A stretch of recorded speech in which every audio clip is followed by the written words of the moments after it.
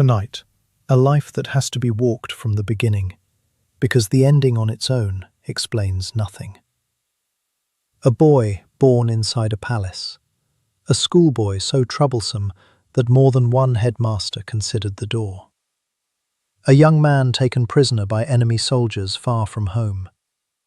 A politician beaten in elections he was certain of, mocked by his own benches, written off in middle age as a relic the century had finished with.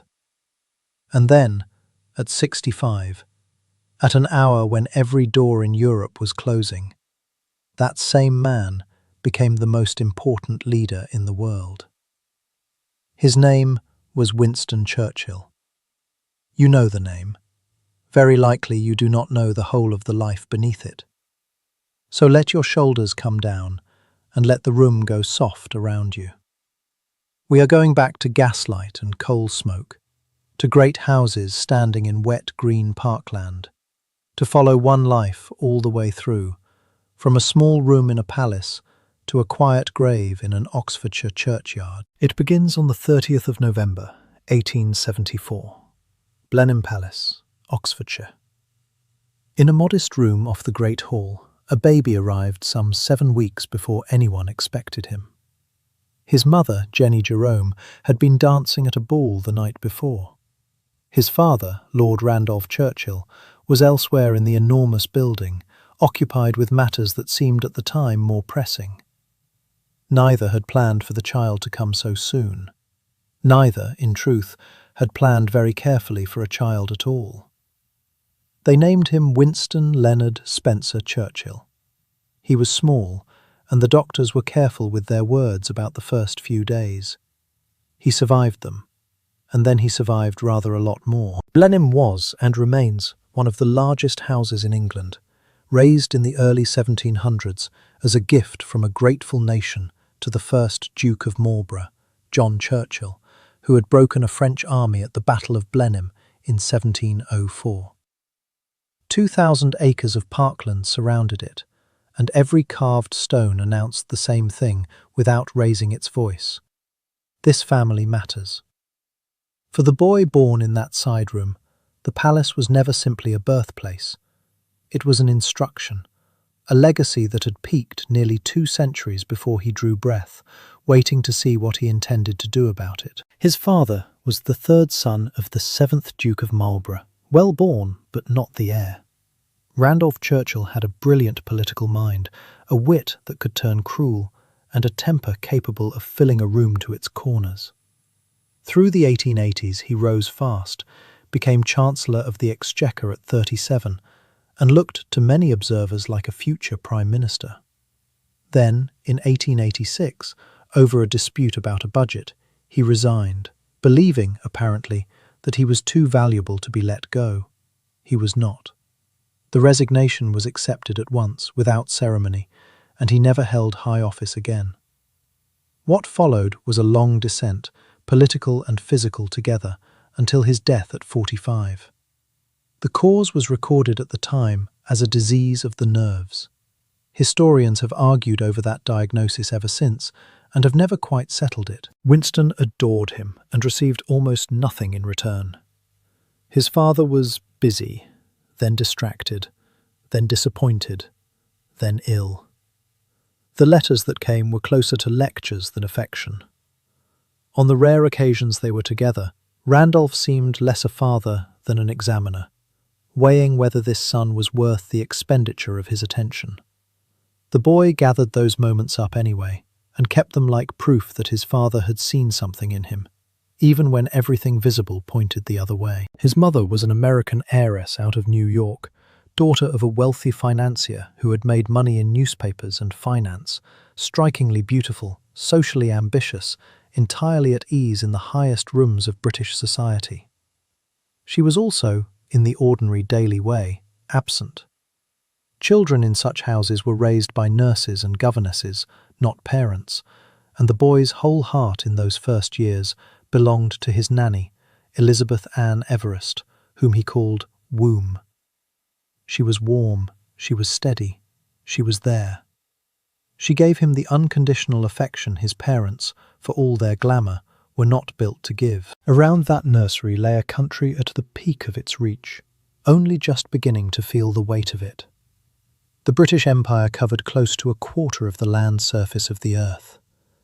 Victoria had been on the throne since 1837 and would remain there until 1901. London was the largest city in the world, the counting house of global trade, the administrative heart of territories running from Canada to India to Australia and across vast stretches of Africa. Railways were being stitched through the countryside. The telegraph was drawing the far corners of the world closer, and in Manchester and Birmingham, the factories turned out goods that reached every port on the map. It was also a place of extraordinary inequality, arranged in layers nearly everyone understood, and almost nobody yet questioned.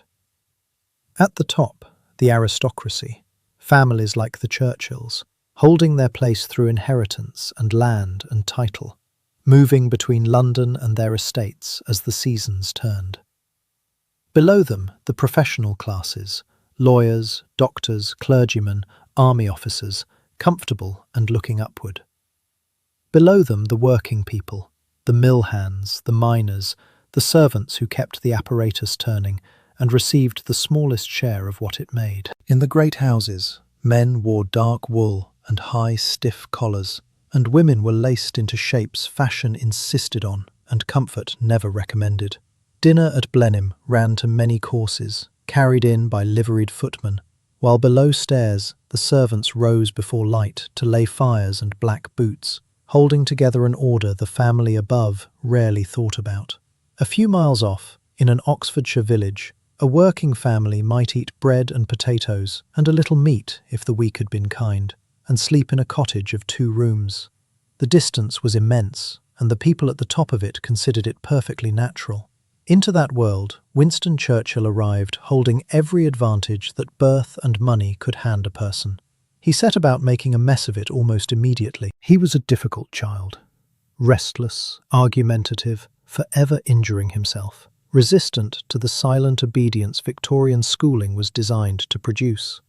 At 7, he was sent away to board, ordinary enough for a boy of his class. The school was a small preparatory establishment at Ascot, run by a headmaster who believed in the cane and applied it, as his pupils remembered afterward, with real enthusiasm. Winston was wretched there and ill repeatedly, and his mother was slow to come. Eventually, they moved him to a gentler school in Brighton, near the sea, and there he was happier, and there he found the first thing he was ever truly good at. He was never the best boy in any subject that rewarded obedience or memory, but asked to write or to argue or to explain something he had already made up his mind about, something in him woke and stretched and became impossible to miss. He was 8 years old, homesick, underestimated, and already, in the quietest way imaginable, preparing for something he did not yet have a name for. 5 years later, in the spring of 1888, a 13-year-old with red hair and freckles walked up the hill to Harrow School and was placed straight into the lowest form. The examiners had simply read his Latin paper and drawn the obvious conclusion. By his own cheerful admission in later years, that paper contained his name at the top, the figure 1 inside a pair of brackets beneath it, and a large blot of ink where his first answer ought to have been. Harrow sat on its hill above London, red brick visible for miles, and it had turned out prime ministers and generals and men who would govern great portions of the earth. Boys from the right families arrived as a matter of course, understanding without being told precisely which doors stood open to them. Winston came from exactly the right family.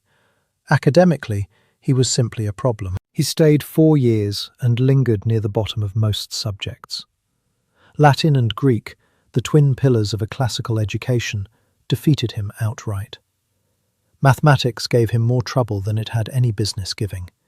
He was often late, occasionally insubordinate, and his reports home were written in that diplomatic language schoolmasters reach for when they wish to say a child is difficult without using the word.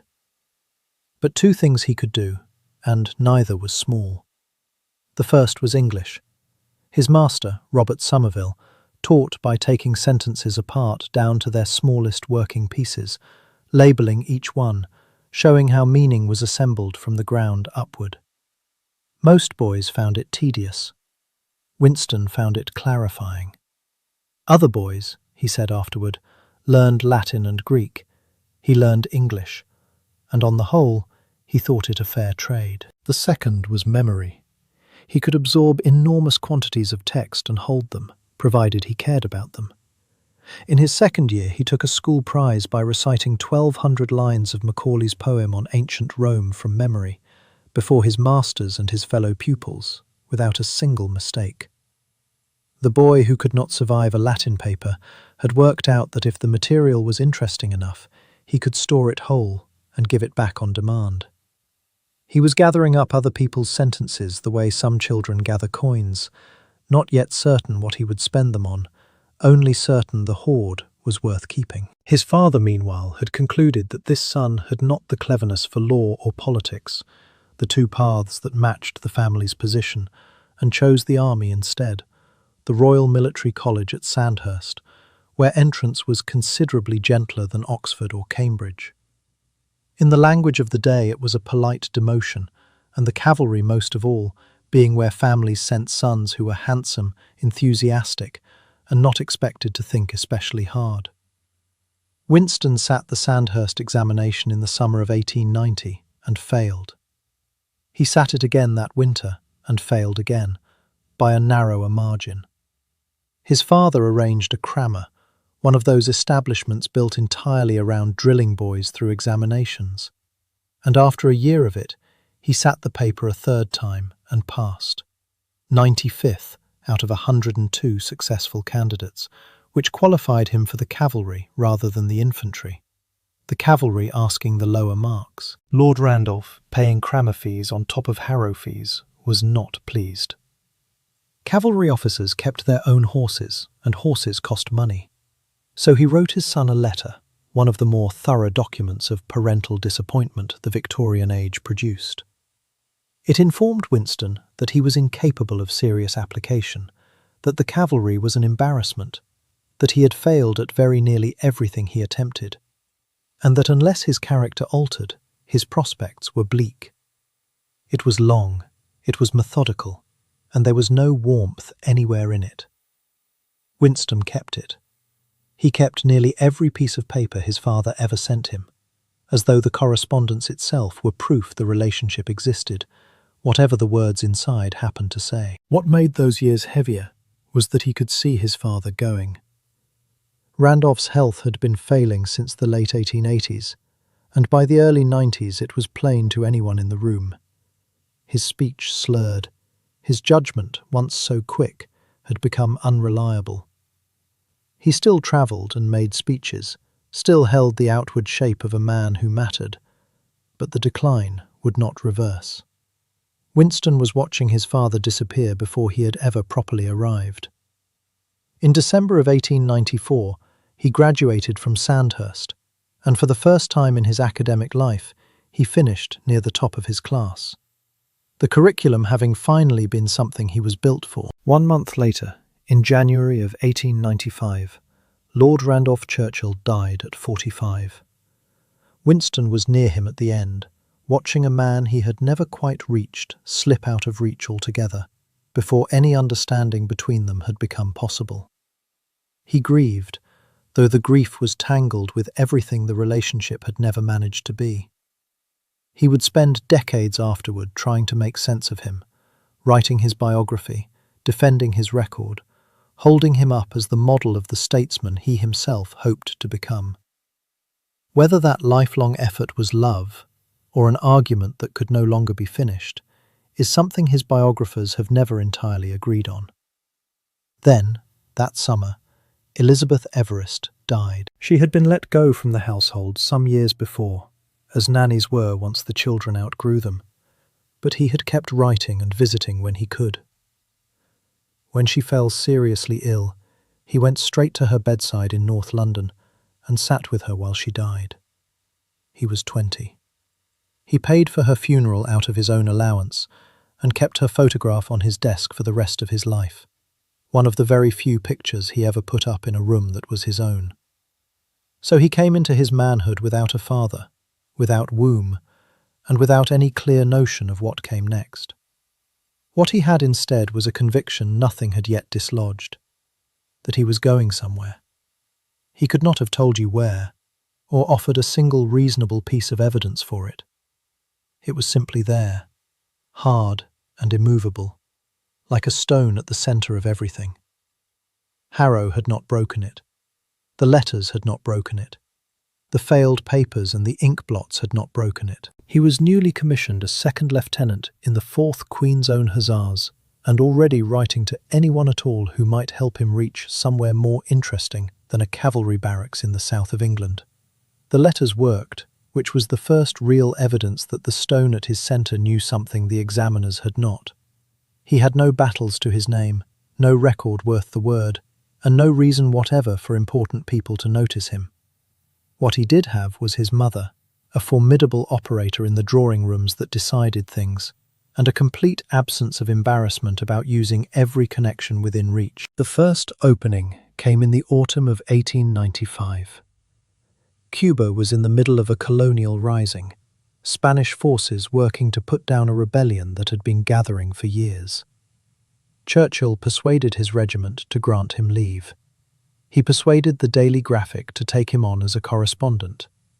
He persuaded the British military attaché in Washington to arrange observer credentials with the Spanish army. He was 20 years old, had never been in combat, and had contrived to be paid for watching a war from a fairly short distance.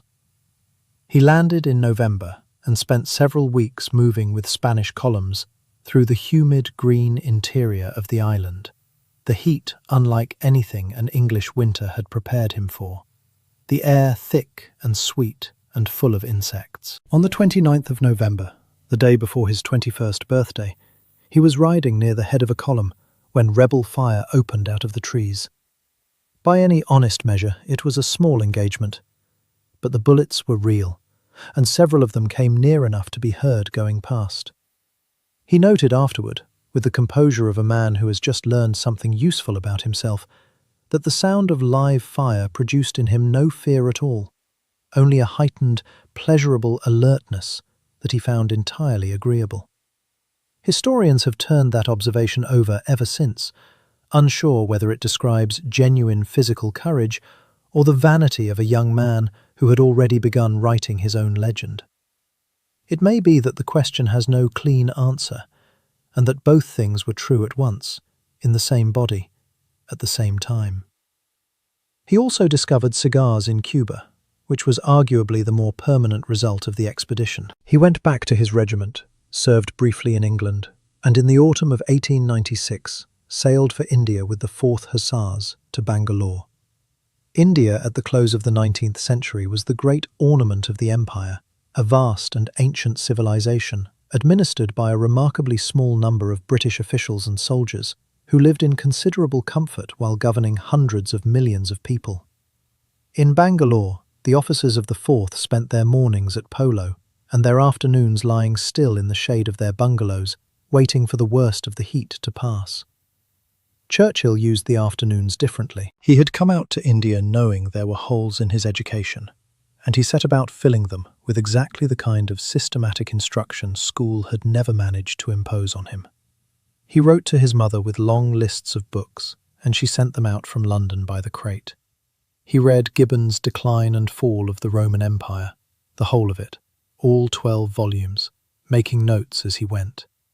He read Macaulay's essays and histories, already half familiar from that 1,200-line prize recitation at Harrow, but read now with an adult's attention to how the argument was built. He worked through economics, philosophy, political theory. He read about India itself, its history and its politics. What he was assembling, without giving it a name, was a working frame for the world. Opinions about history and about power. Ideas about why civilizations rise and why they come apart. A standard for telling the genuinely great political leader from the merely successful one. The habits of thought that would carry him through the next 60 years were laid down not in a lecture hall, but in a bungalow in the afternoon heat. A stack of books at his elbow, and the sound of polo ponies drifting in through the window. Then, in the summer of 1897, word reached Bangalore that fighting had broken out on the northwest frontier, the mountainous border country between British India and Afghanistan, where the tribes tested the edges of British control as a matter of routine. He applied at once to go as an observer, and was refused. So he went over the refusal and wrote directly to the commanding general, Sir Bindon Blood, who had once made him the sort of vague social promise that men make at dinner, that if there were ever a campaign, he would take the young man along. Churchill produced that promise like a signed and witnessed contract, and it worked. He was attached to the Malakand Field Force as a press correspondent for the Daily Telegraph. He spent several weeks in the passes above Peshawar, moving with British troops through country that gave every advantage to an enemy who had known it since childhood. Rock and scree and narrow ground, ridgelines that seemed empty until they were not. He came under fire more than once. On at least one occasion, he was near enough to the fighting to find himself among positions where the men around him were being hit. He was not touched. He wrote his dispatches, and then he did the thing that would turn out to matter more than any of it. He took the whole experience and made a book of it, published in 1898, when he was 23. It sold well enough to prove that there was a market for the world as Winston Churchill described it. The hoard of other people's sentences, it turned out, had been an apprenticeship. He had begun to spend it, and to be paid. Egypt came next, in 1898, where Lord Herbert Kitchener was driving a British campaign up the Nile to take back the Sudan from the forces of the Khalifa Abdullah. Kitchener did not want him. He had read the Indian dispatches, and he found the habit of a junior officer criticizing his seniors in print professionally intolerable. So Jenny went to work in the drawing rooms again. The Prime Minister's office was lobbied. A quiet word travelled south, and Kitchener gave way with what those present described as very little grace. Churchill joined the 21st Lancers. On the 2nd of September, 1898, outside the city of Omdurman on the western bank of the Nile, the British army met the Khalifas in one of the largest battles of the colonial age. The Khalifa had something near 60,000 men. Kitchener had about 25,000. The outcome was settled almost entirely by modern artillery and modern rifle fire directed against men advancing on foot and on horseback, with extraordinary courage into ground that such weapons had made impossible to cross. It was one of those engagements that tells you a great deal about the technology of killing and very little about the balance of military skill. Churchill rode that day in what became one of the last great cavalry charges in British military history. Several hundred horsemen went down into a dry riverbed that appeared to hold a modest number of enemy fighters, and in fact held several thousand. The whole thing lasted less than 2 minutes. His right shoulder had been injured in an earlier campaign and would not let him grip a sword safely, so he carried a Mauser pistol instead and worked it at close range throughout, managing the horse with one hand and the weapon with the other. The regiment lost 21 men killed and 50 wounded inside those 2 minutes, a considerable price for an action so short. He came out of the riverbed without a scratch. He put it down partly to the pistol, and partly, with no embellishment at all, to luck. Historians have since asked whether the charge served any military purpose whatsoever, and the kindest answers are not very flattering. It made no difference to a battle already decided by the guns. He returned to England and published a second book. Then, in October of 1899, he sailed for South Africa as a war correspondent for the Morning Post, which had agreed to pay him £250 a month, an astonishing figure for a man of 24 with no journalistic training of any description. The Boer War had just begun. The Boers, the Dutch-descended settlers of the Transvaal and the Orange Free State, had declared war on Britain after years of accumulating grievance over gold mining rights and political representation. They were better armed than London expected, far better at irregular warfare, and immeasurably more motivated. On the 15th of November, 1899, Churchill was riding an armoured train through Natal when Boer artillery found it and threw several carriages off the line.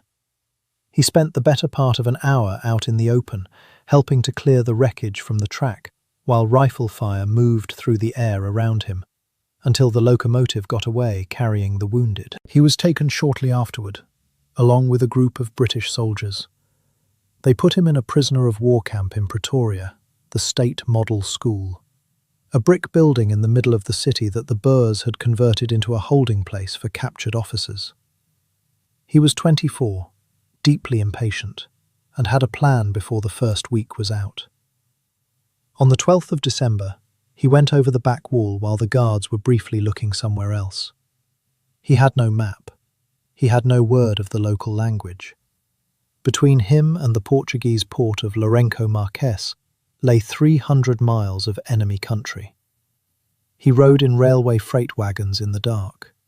He hid for several days down a coal mine, sheltered by a British mine manager named John Howard, in a blackness so complete that time came apart, with only rats for company and the sound of water somewhere in the workings. Then he came up, reached the coast, and got aboard a ship for Durban. He landed on the 23rd of December to a reception that a more modest man might have found excruciating. The escape had gone into newspapers all over Britain and the Empire. The name was already familiar from the books and the dispatches. Now it became something far larger than a byline. He was not yet a politician. He was, in the peculiar economy of public attention, something more immediately valuable than that. He was a story people wanted to believe. The kind of fame he carried home in the summer of 1900 was not the sort that fades quietly. It had texture. People knew his name the way they knew the names of explorers and generals, not from meeting him, but from following him down column after column through months of newsprint. He had given them a capture, an escape, and 300 miles of enemy country, all of it filed from the field in clean, readable prose. In the popular press of that year, it amounted to about as close to a guaranteed audience as a young man could arrange for himself. He had already made one attempt at Parliament before the war. In the summer of 1899, only weeks before sailing for South Africa, he had stood as a Conservative in a by-election at Oldham in Lancashire and lost by a narrow margin. The defeat stung.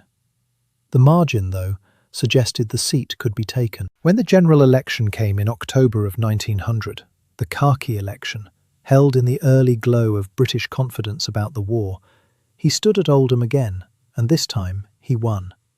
He was 25. Before taking his seat, he went on tour, first across Britain, then over the Atlantic to lecture in Canada and the United States. He talked about the war, about the capture and the wall and the coal mine, about the qualities of the British soldier and the qualities of the Boer fighter. The tour was carefully organised and it made money, in a way that suggested he had a workable head for the commercial side of fame. By the end of it, he had earned something like £10,000 in fees alone, enough to keep him solvent for years and to let him enter political life without an income hanging over him. He arrived in the House of Commons in January of 1901, at the opening of a parliament that would turn out to be about transition more than anything else. Victoria died on the 22nd of that month, closing a reign of 63 years and, in a way people felt without being able to name, closing an entire chapter of British life along with it. Edward VII took the throne. The Edwardian age, looser, faster, rather more anxious about its own standing than the Victorian had been, began almost at once to develop an atmosphere of its own.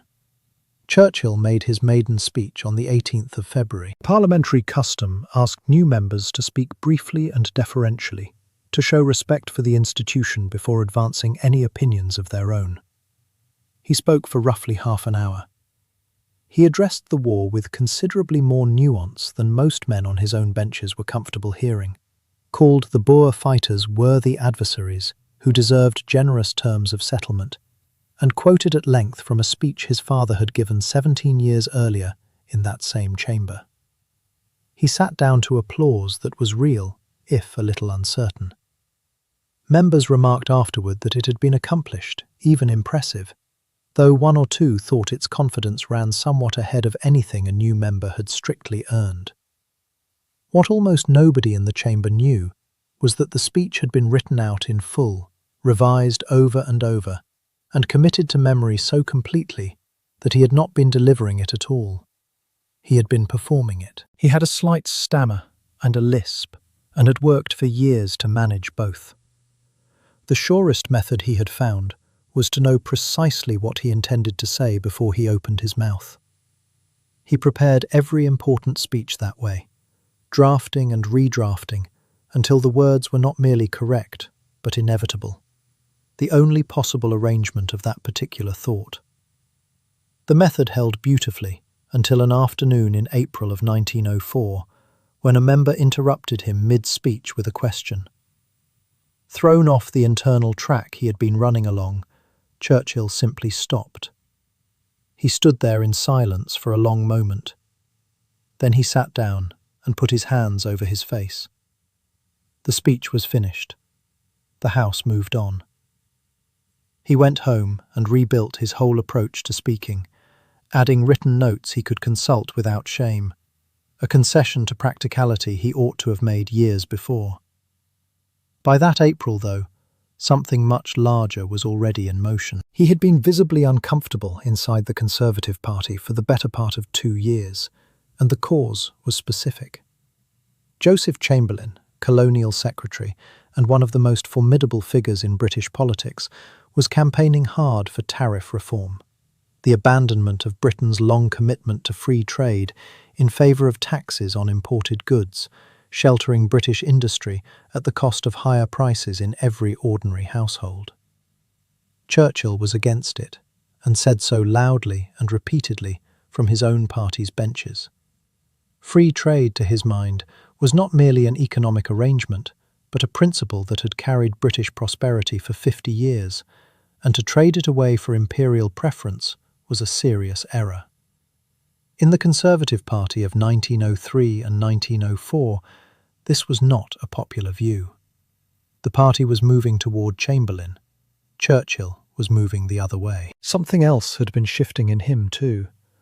A growing sympathy for the liberal domestic argument, for the idea that government bore some responsibility for the conditions in which ordinary people actually lived, that poverty was not simply the residue of individual failure, but something produced by structures which policy could reach. It was hardly revolutionary. The Liberals of 1904 were not proposing to overturn the world, but it was a recognisable movement in a man who had grown up in the corridors of Blenheim, a few miles from cottages of 2 rooms. On the 31st of May 1904, Winston Churchill walked into the House of Commons, glanced once at the Conservative benches where he had sat for nearly 4 years, and crossed the floor to sit down among the Liberals. He placed himself directly beside David Lloyd George, the Welsh radical who was fast becoming one of the most compelling and most controversial figures in the country. Lloyd George shifted along to make room. Churchill sat. The reaction was immediate, and it did not fade.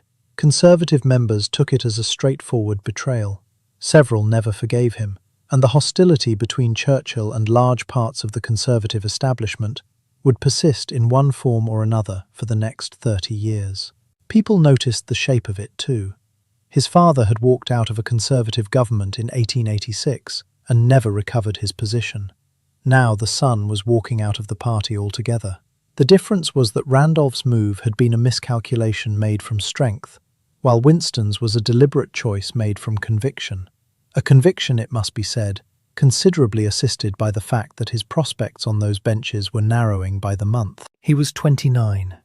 He had managed to alienate the party of his birth, ally himself with one of the sharpest operators in British politics, and place himself at the centre of the decade's defining domestic argument. A Liberal landslide was 2 years away. Arthur Balfour, the Conservative Prime Minister, is said to have received the news with a dry remark about being unable to recall which of the 2 young men had crossed with less ceremony. He meant it as an insult. Churchill, characteristically, would have received it as proof that he had made an impression. The impression arrived on schedule. The general election of January 1906 produced one of the largest parliamentary majorities in British history. 401 seats to the Liberals, the Conservatives cut down to 157. That is not a result that merely changes a government. It rearranges the landscape for a generation, and everyone standing on the winning side of it suddenly discovers a great deal of room in which to move. Churchill took Manchester North West comfortably and was made Under-Secretary of State for the colonies, real administrative responsibility for the first time in his life. He was 31 and had been in the Commons for 5 years. The speed at which he wished to travel was already obvious to everyone around him, including those who found it exhausting. The Britain he was now helping to govern looked, from the outside, confident and prosperous. By the middle of the decade, the Edwardian age had settled into its rhythm, easier in its manners than the Victorian years, more openly pleased with its own wealth, and just beginning to feel the first hairline anxieties that would split it apart within 10 years. Life inside it was arranged along lines almost everybody accepted as simply the way of things. At the upper end, wealth was maintained by extraordinary quantities of invisible labour. A large country house might keep 30 or 40 servants, housemaids and footmen, a butler, a housekeeper, a cook and her kitchen staff, gardeners, stable hands, a lady's maid, a valet. The family rose late and ate enormous breakfasts. The days were given to sport and social visiting. Everyone dressed formally for dinner, and the household moved between London and the country according to the social calendar, the way tides move. Men in dark wool and starched collars in town, in tweeds and +4s in the country. Women in long skirts and high-necked blouses and elaborate hats that took, with a maid's help, the better part of an hour to assemble. Dinner ran to several courses with wine, and afterward the men withdrew to another room for port and brandy. Below that, the middle classes, lawyers, doctors, accountants, teachers, shopkeepers, lived comfortably inside careful limits. 1 servant, perhaps 2, a terraced house in one of the new suburbs, spreading outward from every large city. Good food without extravagance, clothes worn until they wore out, accounts watched closely, and a considerable share of the household energy spent maintaining the appearance of respectability. Their children went to schools that prepared them for professions rather than for leisure. And below all of it, some 70% of the population, the working people, living lives entirely different in texture and in expectation. A factory hand in Manchester, or a miner in South Wales, earned wages that covered rent and food, and very little besides. Housing in the industrial districts was dense and badly ventilated. A family of 5 or 6 might share 3 rooms. The diet was bread, potatoes, dripping, tea, and whatever meat could be managed toward the end of the week. Children left school at 12 or 13 and went straight into work. There was no unemployment insurance, no old age pension worth the name, no safety net of any meaningful kind.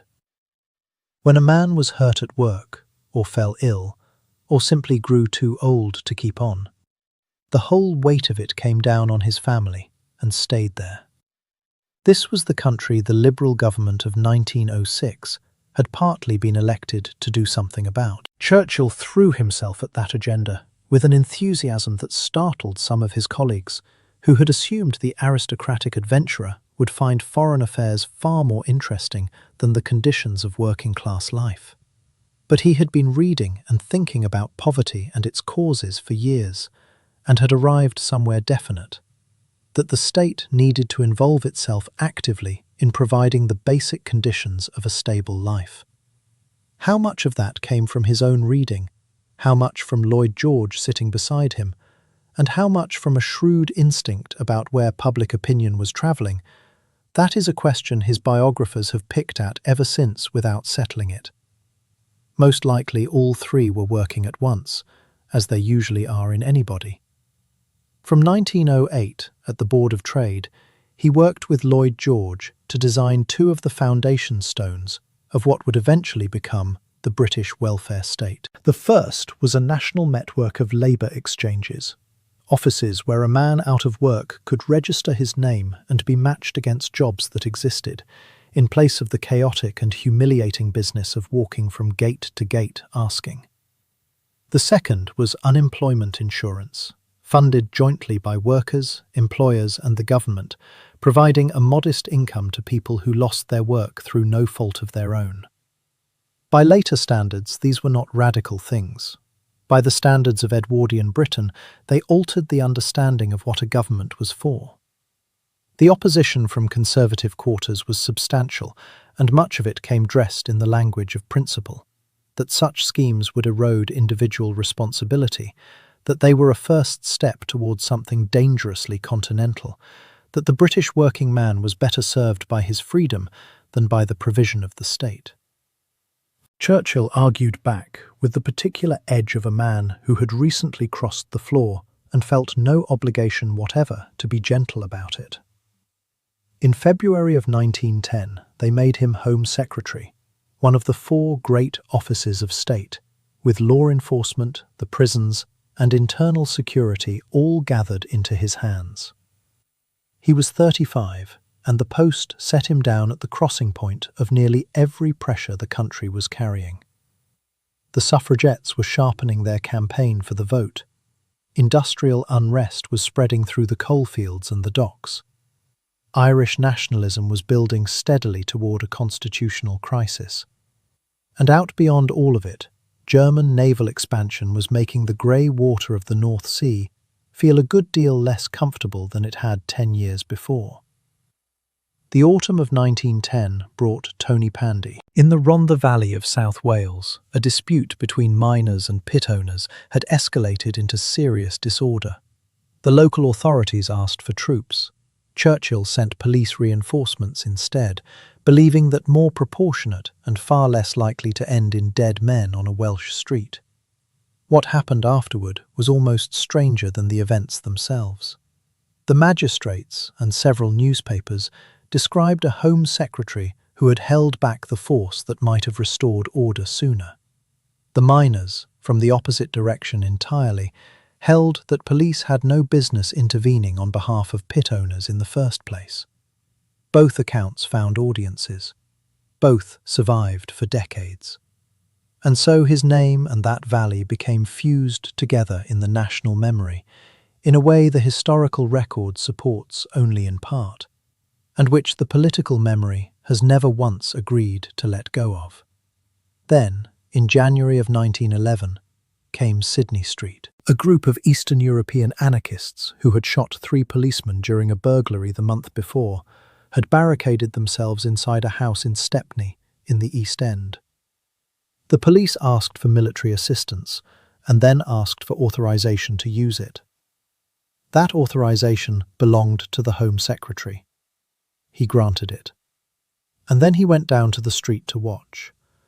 Somebody photographed him standing there in his top hat, while rifle fire from inside the building moved through the air around him, and the picture was in the newspapers by the following morning. The commentary was not uniformly admiring.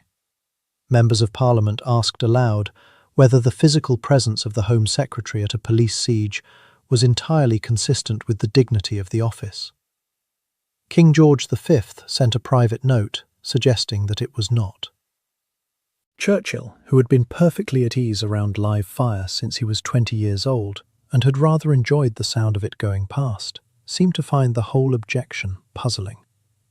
In October of 1911, he moved to the Admiralty. Herbert Asquith, the Prime Minister, understood 2 things clearly: that the Navy needed urgent attention, and that this particular man had both the energy and the appetite for a task of that scale. Germany was building warships at a rate that had begun to disturb the arithmetic of every senior official in London. The Royal Navy remained the largest in the world, but the margin was narrowing year by year, and the consequences of losing it were not in any sense abstract. The island had never in its history been safe by land. It had been safe by water. He went at the Admiralty with the restless intensity he brought to everything. He pushed for the conversion of the fleet from coal to oil, faster, more efficient, and requiring a worldwide supply infrastructure that did not yet exist and would have to be built from almost nothing. He established the Royal Naval Air Service, having understood earlier than most that aircraft were going to matter at sea. He improved the pay and the living conditions of ordinary sailors. He accelerated the building program for the new generation of super dreadnoughts that would define naval power for the next decade. And he involved himself in absolutely everything. He went up in early aircraft, repeatedly advised that the machines were nowhere near reliable enough to risk the life of a cabinet minister, and went up anyway. He inspected ships, interviewed officers, redesigned training programs, and dispatched memoranda to everyone from admirals to junior clerks. He could be impossible to work with, in the way that people who never stop thinking are often impossible to work with, interrupting, redirecting, demanding fast answers to questions that had not yet had time to be properly considered. But the navy he built was genuinely better for it. When the summer of 1914 came, it was ready in a way that it might very well not have been. The war did not surprise him. He had been watching it come for years, tracking the German building program, reading the diplomatic dispatches, sitting in cabinet rooms while senior ministers tried to calculate how serious the trouble in the Balkans was really going to get. When Austria-Hungary declared war on Serbia at the end of July, Churchill acted before the cabinet had formally decided anything, on his own authority. He ordered the fleet not to disperse after its summer manoeuvres, but to steam north to its war stations. The First Sea Lord confirmed the order. The fleet moved, a long grey line going up through the night towards Scapa Flow, lights out, in silence. When Britain declared war on Germany on the 4th of August, the Royal Navy was already exactly where it needed to be. Almost everyone who has assessed it since counts that among the genuinely correct decisions of the war's opening weeks. The one occasion when his lifelong habit of moving ahead of the official process produced precisely the right result. It was also, as things turned out, close to the last unambiguous success he would have for several years. The Western Front established itself with terrible speed. By the autumn of 1914, the German advance through Belgium and France had been halted at the Marne, and both armies had begun digging themselves into the trench systems that would define the character of the whole war. The lines ran from the English Channel to the Swiss border, some 440 miles of mud and barbed wire and artillery, producing casualties in numbers that nobody had planned for and nobody knew how to stop. Churchill looked at that front and drew a conclusion. It was not a problem that could be solved by attacking it head-on. The numbers were wrong. The ground was wrong. If the door would not open, then a man ought to be looking for a window. The window he found was the Dardanelles, the narrow strait that connects the Aegean to the Sea of Marmara, and by way of that to Constantinople, was guarded by Ottoman fortifications, which the naval staff assessed as manageable. Force the strait, the reasoning went, and Constantinople itself would be under threat. Turkey, which had come into the war on Germany's side in November of 1914, might be knocked out of it altogether. A supply route to Russia through the Black Sea would open. The neutral Balkan states might be persuaded to choose a side. It was a strategic vision of real scope, and in its early conception it was not unreasonable.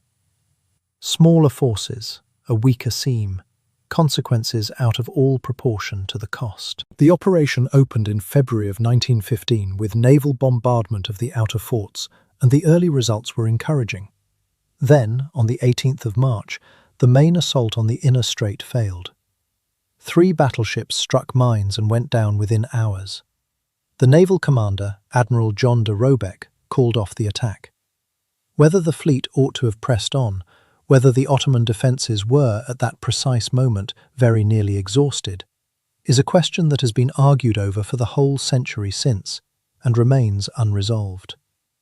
Some of the Turkish ammunition returns suggest the guns were closer to empty than anyone in the fleet could have known. Others read the same figures and see nothing of the kind. What followed made everything worse. British, Australian, New Zealand and French troops landed on the Gallipoli Peninsula on the 25th of April, expecting to move inland quickly. They did not move inland quickly. The ground was far harder than the planning had allowed for. Ravines and scrub and cliff, all of it overlooked. The Ottoman defenders were far more effective than the planning had assumed. Within days, the landing forces were pinned into narrow strips of coast beneath high ground held by other men's rifles. The campaign that had been designed to unlock the war became its own version of the war, static, attritional, fought in appalling conditions, consuming men at a rate the reserves could barely feed. By May, the political situation at home had reached crisis. The shell shortage on the Western Front had become a public scandal. Admiral John Fisher, the first Sea Lord, resigned dramatically over his objections to the whole Dardanelles enterprise, and that resignation set off a constitutional emergency which forced the Liberal government to bring the Conservatives into coalition. The Conservatives came with conditions. One of them was Winston Churchill. He was removed from the Admiralty and replaced by Arthur Balfour, the same man who 11 years earlier had made the dry remark about his crossing the floor, and given the Chancellorship of the Duchy of Lancaster, an office carrying a salary, a seat at the cabinet table, and no power whatsoever. It was a polite storage solution for a man who had become inconvenient. He remained there for several months. He attended meetings where decisions were taken without reference to anything he said. He wrote memoranda that were acknowledged and not acted upon. And he watched Gallipoli go on consuming lives while the strategic moment it had been built to seize receded permanently out of reach. In November of 1915, he resigned from the government altogether. He was 40 years old, and to most observers his career was finished. So he went to France. He still held his commission, and the one thing he would not do was sit in London arguing while other men died in the mud. They gave him command of the 6th Battalion of the Royal Scots Fusiliers, a unit lately cut to pieces, holding a sector of the line near Ploegsteert in Belgium, which the men who served there had renamed, in the way soldiers reduce unbearable things to something they can carry. Plug Street. He commanded through that winter and into the spring, and by every account he was a far better officer than anyone had expected. He was thorough about the welfare of his men, methodical about defensive works, and genuinely curious about the mechanics of trench warfare in a way that produced real improvements in his stretch of line. He also insisted on walking the forward positions himself, at unpredictable hours, with a frequency his fellow officers found alarming, appearing in the front trench to inspect and to ask questions, showing a complete absence of the caution that German snipers would ordinarily recommend. During those months he wore a French steel helmet, borrowed from a French officer, in place of the standard British pattern. He liked the shape of it, and went on wearing it regardless of what anyone said. Whether that was an aesthetic preference, or simply Churchill being Churchill, is a distinction that may not have mattered much to the men watching him do it. He wrote often to his wife. He had married Clementine Hosier in September of 1908, after a courtship that had been, by the standards of a man who did almost nothing slowly, quite short. She was intelligent, direct, and entirely unintimidated by him, which the people around them found useful and occasionally protective. The marriage was a true partnership, if not always a tranquil one. She was the most honest voice he had, and he knew it. From the trenches he wrote to her about the rats and the mud and the quality of the rations, about the characters of the officers under him, and about the lice, which were universal, and which he attacked with organisational fervour, requesting specific powders and treatments by name, with precisely the systematic attention he had lately been directing at naval policy. In May of 1916, he went back to Parliament, having concluded that a battalion commander in Belgium had less influence on the outcome of the war than a backbencher willing to ask uncomfortable questions loudly and at length. He was almost certainly right, though it did not make him immediately useful. The atmosphere in London had shifted while he was gone. Lloyd George was rising. Asquith was weakening. And that summer, on the Somme, the coalition would discover what the war was actually going to cost. Gallipoli was formally abandoned in January of 1916, the surviving forces taken off the peninsula in an evacuation conducted with a skill and precision that stood in painful contrast to everything preceding it. Allied casualties across the campaign came to something in the region of 180,000 dead, wounded, or captured. The Ottoman defenders lost comparable numbers. Nothing strategic was achieved. He carried it for years afterward. Not broken, he was not built to break, but marked in ways that showed. He had conceived the central idea. He had pushed it through the objections. The execution had passed into other hands and had failed, in ways that may or may not have been inevitable, depending entirely on which stage of the operation you chose to look at hardest. History, in the immediate term, laid it at his door. And history in the immediate term is the only history a political career has to live in. He was back in London, back on the benches, and comprehensively out of power. The only open question was how long that was going to last. Not very long, as it turned out. Lloyd George took the premiership in December of 1916, replacing Asquith at the head of a coalition determined to prosecute the war more aggressively than its predecessor had managed. Within months, he brought Churchill back into government as Minister of Munitions, a decision that produced considerable Conservative displeasure, and which Lloyd George made anyway, because he needed somebody who could actually get things done, and whatever else was true of this man, he had a demonstrated talent for organising large systems under pressure. Churchill spent the last year and a half of the war driving munitions production with the same relentlessness he had once turned on the Admiralty. When the armistice came in November of 1918, he moved to the War Office, and then to the Colonial Office, into the strange and often chaotic business of reshaping a world that had just come apart. In 1921, he negotiated the treaty that created the Irish Free State, a genuinely difficult piece of work, conducted under the constant threat of renewed violence. He also drew borders across several Middle Eastern territories, lines on a map that later generations would spend a very long time attempting to live inside. Then, in 1922, the coalition collapsed. The Conservatives returned under Bonar Law, and Churchill lost his seat while recovering from an operation on his appendix, too ill to campaign properly. He described his position afterward with some amusement. No seat, no party, no appendix, and no particular idea what to do next. He stood again in 1923 and lost. He stood again in 1924 and lost again. Then, in the autumn of 1924, he took Epping as a constitutionalist candidate and drifted back into the Conservative Party, not with any ceremony, simply as a practical matter, the way water finds the lower ground. Stanley Baldwin, the Conservative Prime Minister, made him Chancellor of the Exchequer. The appointment astonished almost everybody, reportedly including Churchill. He had no background in economics whatsoever, and said so with a candour that did not entirely reassure the Treasury officials now required to work alongside him. There was also a private symmetry in it that few can have missed. It was his father's office, the one Lord Randolph had held at 37 and thrown away at 38.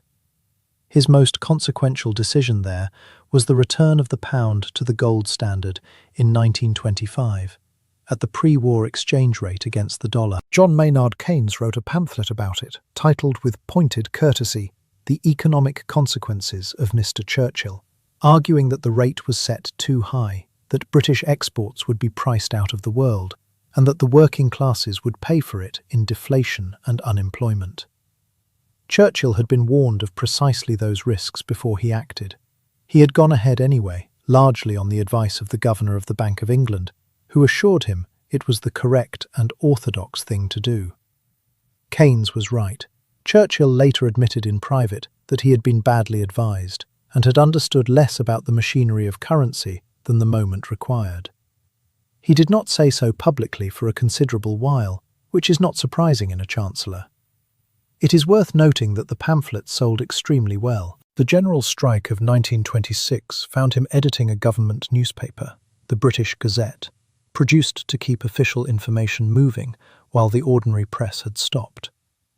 He edited it with characteristic energy and a strongly anti-strike editorial line that alarmed some of his cabinet colleagues, who felt the tone rather more combative than the situation recommended. The strike lasted 9 days and ended without a decisive victory for either side, though the trade union movement was left significantly weaker by the legislation that followed. Then, in 1929, the Conservatives lost the election. Ramsay MacDonald's Labour government took office, and Churchill's time at the Exchequer was over. He was 54 years old, and he walked out of that office into the longest continuous stretch out of power that his career would ever contain. He went home to Chartwell, the house in the Kent countryside he had bought in 1922, and spent the years since expanding, rebuilding and landscaping with the same total involvement he brought to everything he touched. He built walls there with his own hands, laying bricks in the garden through the afternoons as a kind of meditation, and became skilled enough at it that the Bricklayers' Union offered him an honorary membership. And he wrote. He had always written books, articles, speeches, letters, a river of paper running back to a young man's dispatches from a mountain pass. But through the 1930s, the writing became the economic foundation of his life, because without a ministerial salary, he needed the income. He produced an enormous biography of his ancestor, the first Duke of Marlborough, working through the archives with researchers and writing in the long evenings while the household settled into quiet around him. 200 years on, the man whose victory had built Blenheim was paying, in a manner of speaking, for the upkeep of the man born inside it. He wrote newspaper columns for British and American papers on politics, history, and current affairs, with the fluency of a professional journalist who had also happened to hold 4 of the great offices of state. And he painted. He had taken it up during the agonizing months after Gallipoli as a way of quieting a mind that never entirely switched itself off. He was genuinely good.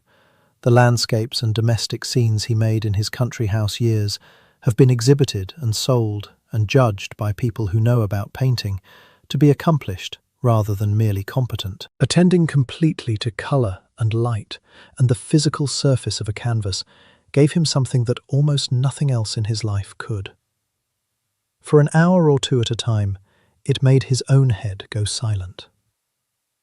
In December of 1931, on a lecture tour in New York, he stepped out of a taxi on Fifth Avenue and looked the wrong way.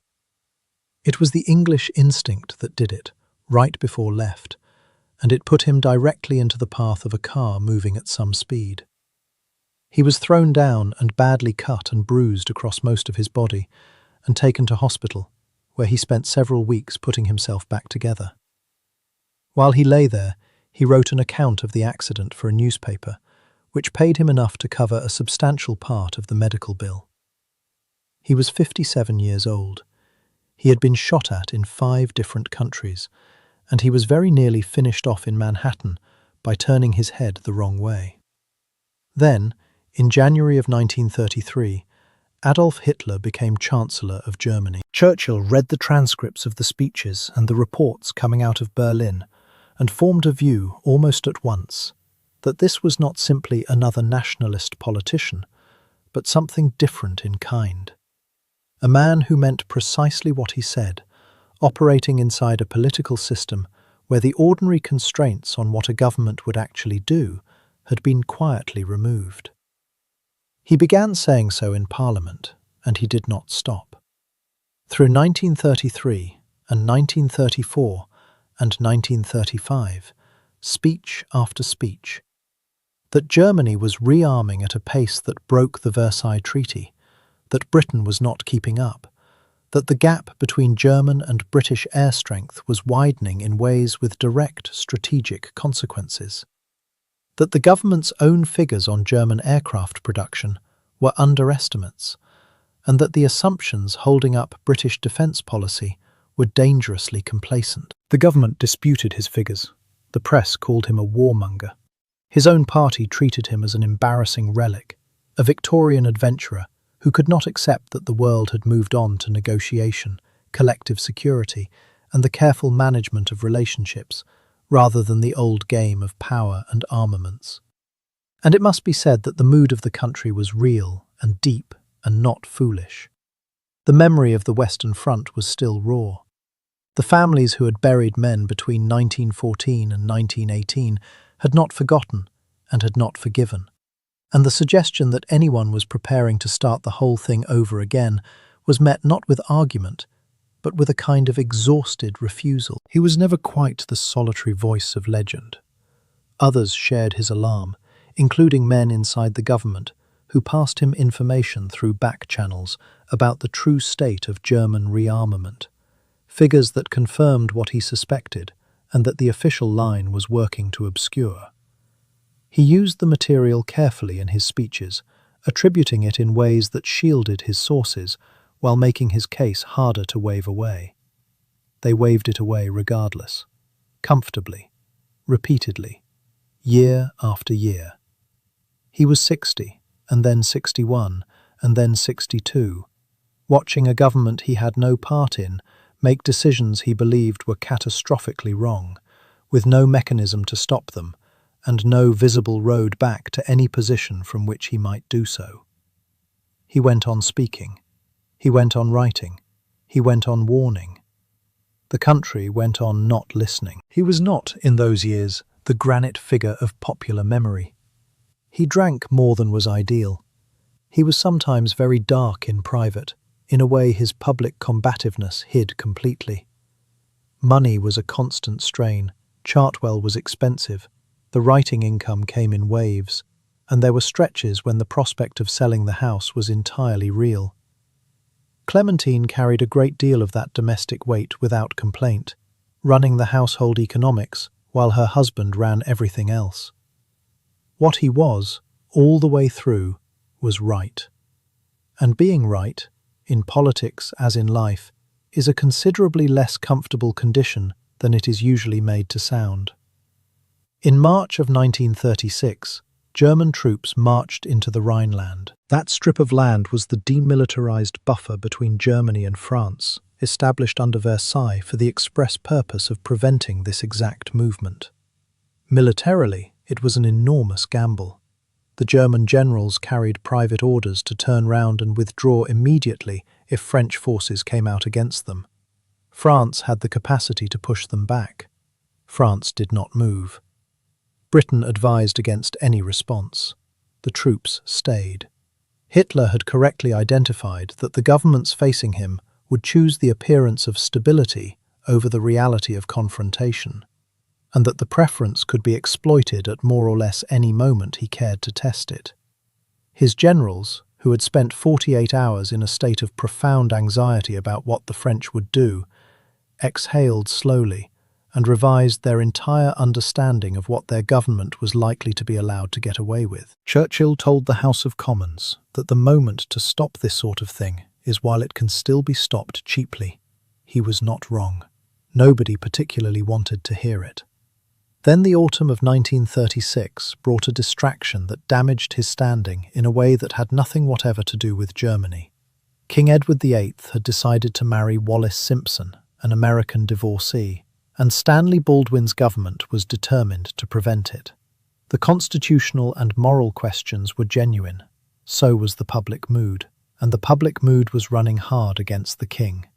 Churchill, who had a romantic attachment to the institution of monarchy and a personal fondness for Edward, argued publicly that the king should be given more time to find a way through.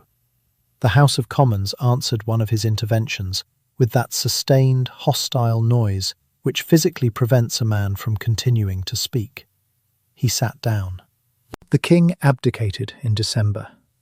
Churchill had misread the country badly, and for everyone already inclined to doubt him, the episode confirmed the story they preferred, that his judgment could not be relied upon precisely where it mattered most. He went back to Europe with redoubled attention, because Europe was not waiting for him to recover his reputation. Germany had sent military support to Francisco Franco in Spain, where the civil war that began in the summer of 1936 was being used by German and Italian forces as a proving ground, a place to test the tactics and the equipment they were developing for something considerably larger. In April of 1937, the German Condor Legion bombed the Basque town of Guernica.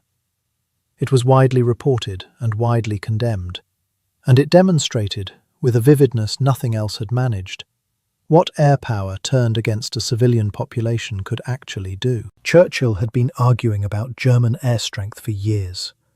The photographs from Guernica gave the argument a visual dimension that no parliamentary speech could supply. In March of 1938, Germany annexed Austria. The Anschluss met no military resistance. The Austrian government had concluded, correctly, that no help was coming from anywhere. Hitler drove through Vienna to crowds that were genuinely enthusiastic rather than merely obedient, a detail that mattered enormously. This was not conquest alone. It was the expression of a pan-German nationalism, with a real constituency inside the country being absorbed. Churchill told the Commons that Europe was facing a program of aggression that moved forward month by month, and that the small nations were being swallowed one at a time. He was describing something happening in real time, in front of everybody. The response from the government benches was polite, faintly weary, and entirely without urgency. Then came Czechoslovakia. The Sudetenland, the western portion of the country, home to a large German-speaking population, was the next object of Hitler's stated ambition. Neville Chamberlain, Prime Minister since 1937, flew to Germany 3 times inside a fortnight in late September to negotiate directly. He was 69 years old, had never been in an aeroplane before that month, and held a deep conviction that reasonable men, sitting down together and speaking plainly, could reach reasonable agreements. At Munich, on the 29th and 30th of September, Chamberlain, the French Premier Édouard Daladier, Mussolini and Hitler signed the agreement that transferred the Sudetenland to Germany. The Czechoslovak government, whose territory was being handed across the table, was not in the room. They waited nearby while the 4 powers finished, and were then informed of the result. The diplomatic language of the day called this a settlement. The Czechoslovaks understood it as something else entirely, but their understanding formed no part of the final document. Chamberlain came home and stepped off his aircraft at Heston Aerodrome, holding a piece of paper, the joint declaration he and Hitler had signed separately from the main agreement, committing both nations to settling future disputes by consultation rather than conflict. He read it to the crowd on the tarmac and spoke again that night from a window in Downing Street, of peace with honour and peace for our time. The crowds were enormous, and the relief was real, and it is worth sitting with why. A generation that had lived through 1914 to 1918, that had buried brothers and fathers and sons in the fields of France, did not want another war, and the man who appeared to have prevented one, however temporarily, was met with the emotion of people who had truly believed they were about to watch it all begin again. Churchill waited until the Commons debated the agreement before he answered.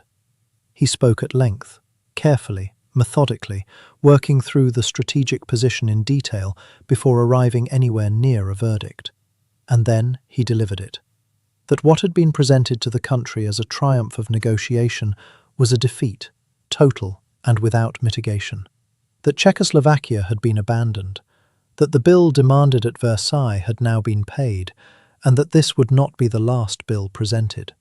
The scale of the disaster, he said, would unfold across years rather than weeks. Several Conservative members walked out while he was still speaking.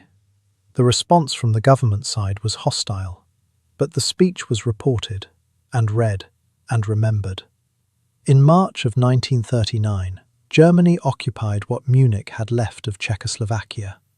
The agreement was now worth precisely whatever the paper would fetch. Chamberlain, who had staked everything on the belief that Hitler's ambitions had edges and that satisfying them would produce stability, was obliged to acknowledge that the belief had been wrong.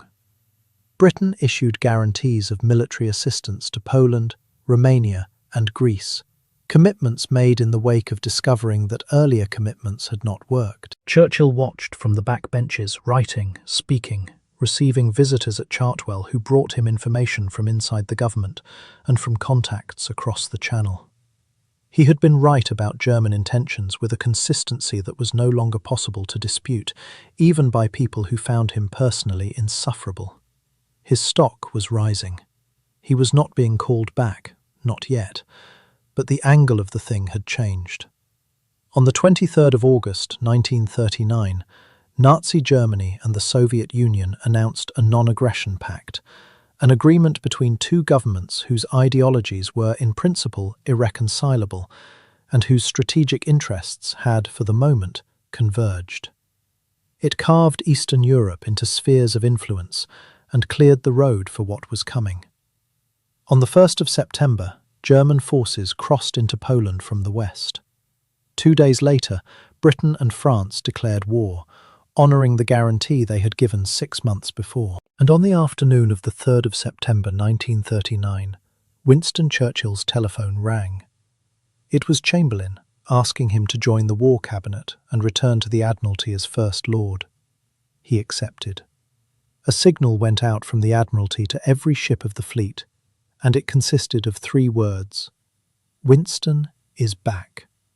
He was 64 years old. He had been warning about this for the better part of a decade, and the world he had described, the one nobody had wanted to believe was on its way, had arrived in full. He walked back into the building he had left under the shadow of Gallipoli 24 years earlier, sat down at his old desk, and got to work. For the first 8 months there was almost no fighting in the West, and the strangeness of that was felt everywhere, in the cabinet room and in the streets and in the houses. Windows had been taped against blast. Sandbags had appeared around public buildings. Hundreds of thousands of children had been put on trains out of the cities and into the countryside, labelled, carrying small cases. And then, for months, very little happened at all. The press named it the phony war, which caught the mood accurately if not quite kindly. He was not idle in it. At the Admiralty, the naval war was entirely real. German submarines were already working against British merchant shipping in the Atlantic, and the early losses were severe. He drove the anti-submarine campaign, argued hard for convoy systems, and involved himself in operations with the same total personal engagement that had marked his first spell in that building a quarter of a century before. He also produced memoranda for the War Cabinet at a rate suggesting he considered himself, from the post of First Lord, to hold relevant views on very nearly every aspect of the war's conduct. Some colleagues found this invigorating, others found it less so. In April of 1940, Germany invaded Norway and Denmark, and a British expedition went north to contest Norway and deny the enemy its ports and the iron ore routes running down its coast. The operation was badly organised, inadequately supplied, and it failed. In certain respects, it carried Churchill's own fingerprints. He had pushed hard for action in Scandinavian waters, yet when Parliament debated the failure in early May, the fury came down on Chamberlain's government rather than on him, partly because he defended the operation with such vigorous confidence that he somehow appeared less responsible for it than the men who had supervised it more cautiously. The debate of the 7th and 8th of May was one of the most consequential parliamentary occasions of the century. Senior Conservative figures, men who had backed Chamberlain for years, rose and told him, in terms that grew steadily blunter as the hours went by, that his government had lost the confidence of the country. Leo Amery reached 3 centuries back and borrowed Cromwell's dismissal of the Long Parliament. In the name of God, go. Chamberlain survived the vote, but his majority fell to 81, which is the sort of number that tells a man everything he needs to know. He tried to build a national coalition and went to the Labour Party, who replied that they would serve under a different Conservative leader, but not under him. That left two men, Winston Churchill and Lord Halifax, the Foreign Secretary. Halifax was the preference of most of the Conservative establishment, of the King, and of a considerable part of the cabinet. He was calm, dignified, experienced in diplomacy, and regarded by those who wanted him as a far safer pair of hands than the turbulent and unpredictable alternative. The conversation that decided it took place on the 9th of May in Chamberlain's office, with the three of them present. Halifax observed that as a peer sitting in the House of Lords, he could not manage a war from the chamber, where the real political pressure would concentrate. And with that, he removed himself from consideration. Whether that was genuine constitutional scruple, or a clear-eyed assessment of his own limits as a war leader, or something more complicated than either, historians have debated with great energy and very little resolution ever since. The practical consequence was simple enough. If Halifax would not serve, Churchill would. On the morning of the 10th of May, 1940, Germany invaded France, Belgium, the Netherlands and Luxembourg all at once. The waiting ended in a single morning, in one of the most devastating offensives in European history. That same evening, Churchill was summoned to Buckingham Palace and appointed Prime Minister by King George VI, who held reservations about him that he was far too well-bred to state outright, and made no very serious attempt to hide. He drove back to the Admiralty, and by his own account, underneath the enormous weight that had just come down on him, what he felt was something close to relief. He had been waiting for this his whole life. The campaigns, the books, the speeches, the defeats, the wilderness, the years of warning to an empty room, all of it had been, in some sense, preparation for a moment that required exactly the combination of qualities he happened to possess, and which most governments in most periods would have found deeply inconvenient. History had finally arranged itself to need him. On the 13th of May, he addressed the House of Commons as Prime Minister for the first time. The speech was short and direct, and built around a phrase he had been assembling for years out of the centuries of English rhetoric he had been storing up since those hot afternoons in Bangalore. He told the House he had nothing to offer them but blood, toil, tears and sweat, that the policy was to wage war by sea, by land and by air, with all the might and all the strength that could be found, that the aim was victory, and that without victory there would be no survival. The phrase had a long ancestry.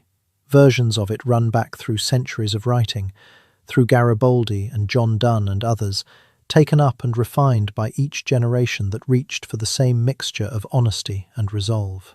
Churchill himself had used something like it in his earlier work. What made it different on the 13th of May 1940 was the room it was spoken in, and the situation it was spoken about, and the fact that every person listening understood it was not rhetoric at all. It was a precise description of what was now required. In France, the German advance was moving faster than anything the Allied command had prepared for.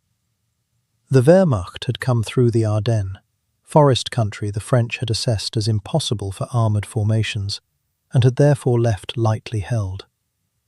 The armoured columns came through it anyway, and within days German forces had reached the English Channel, cutting the British Expeditionary Force and large French formations off from the main Allied armies to the south. The evacuation from Dunkirk began on the 26th of May and ran for 9 days. It was done with Royal Navy vessels and with that now famous flotilla of civilian craft, fishing boats, ferries, pleasure launches, anything at all that could cross the water and come back carrying men. 338,000 British and Allied soldiers were lifted off the beaches and the harbour mole and brought home. The scale of it was extraordinary, and the story that formed around it almost immediately. The little ships, the long, patient lines of men standing in the shallows, the sheer improbability of survival, became one of the great acts of collective meaning-making in British history. People needed it to mean something. It did. Churchill refused to let it be called a victory.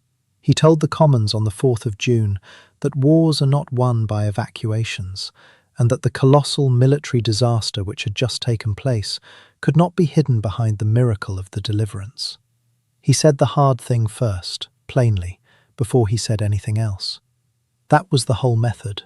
Earn the next sentence by telling the truth about the last one. And then he moved outward, from the specific to the general, from the immediate catastrophe to the longer frame, and he told the country that whatever the cost, they would fight on the beaches, fight on the landing grounds, fight in the fields and in the streets, fight in the hills, and would never surrender.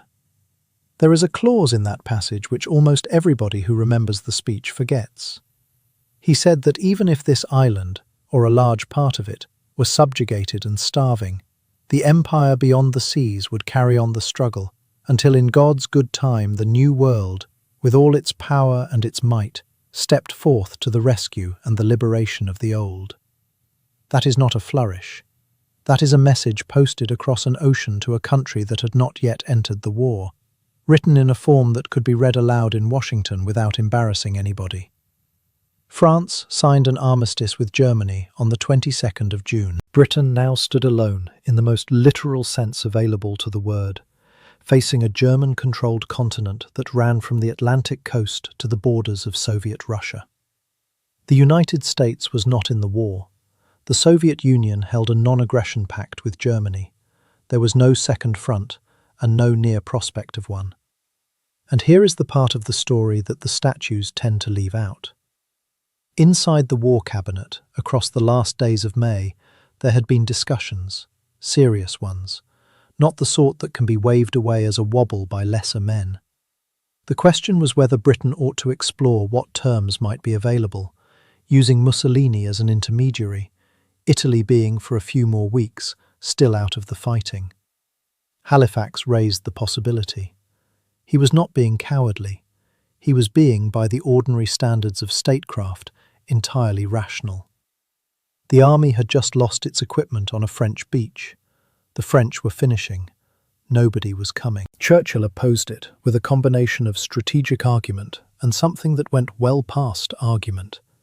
A conviction that the moment you begin discussing terms, you have already surrendered something you cannot get back. That the willingness to fight is itself a strategic asset, the foundation everything else is built on, and that a nation which has started asking what it might be offered has already stopped being able to refuse. The argument ran for days, in a small room, in circles, without resolution. So he did something slightly unusual. He gathered the 25 ministers of the Outer Cabinet, men who did not sit in the War Cabinet and were not accustomed to being consulted on the highest questions, and he spoke to them directly.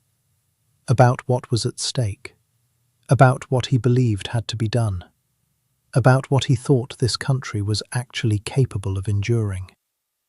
Their response was not what he had expected. It was not merely agreement. It was something closer to release, as though hearing a man say those things aloud, clearly, without softening any part of them, was itself a form of relief that had been waiting for permission. Some of them got up. Some of them banged the table. Grown men in dark suits, in a government building, in the worst week of the century. He walked back into the War Cabinet and told Halifax that no terms would be explored. That was the hinge.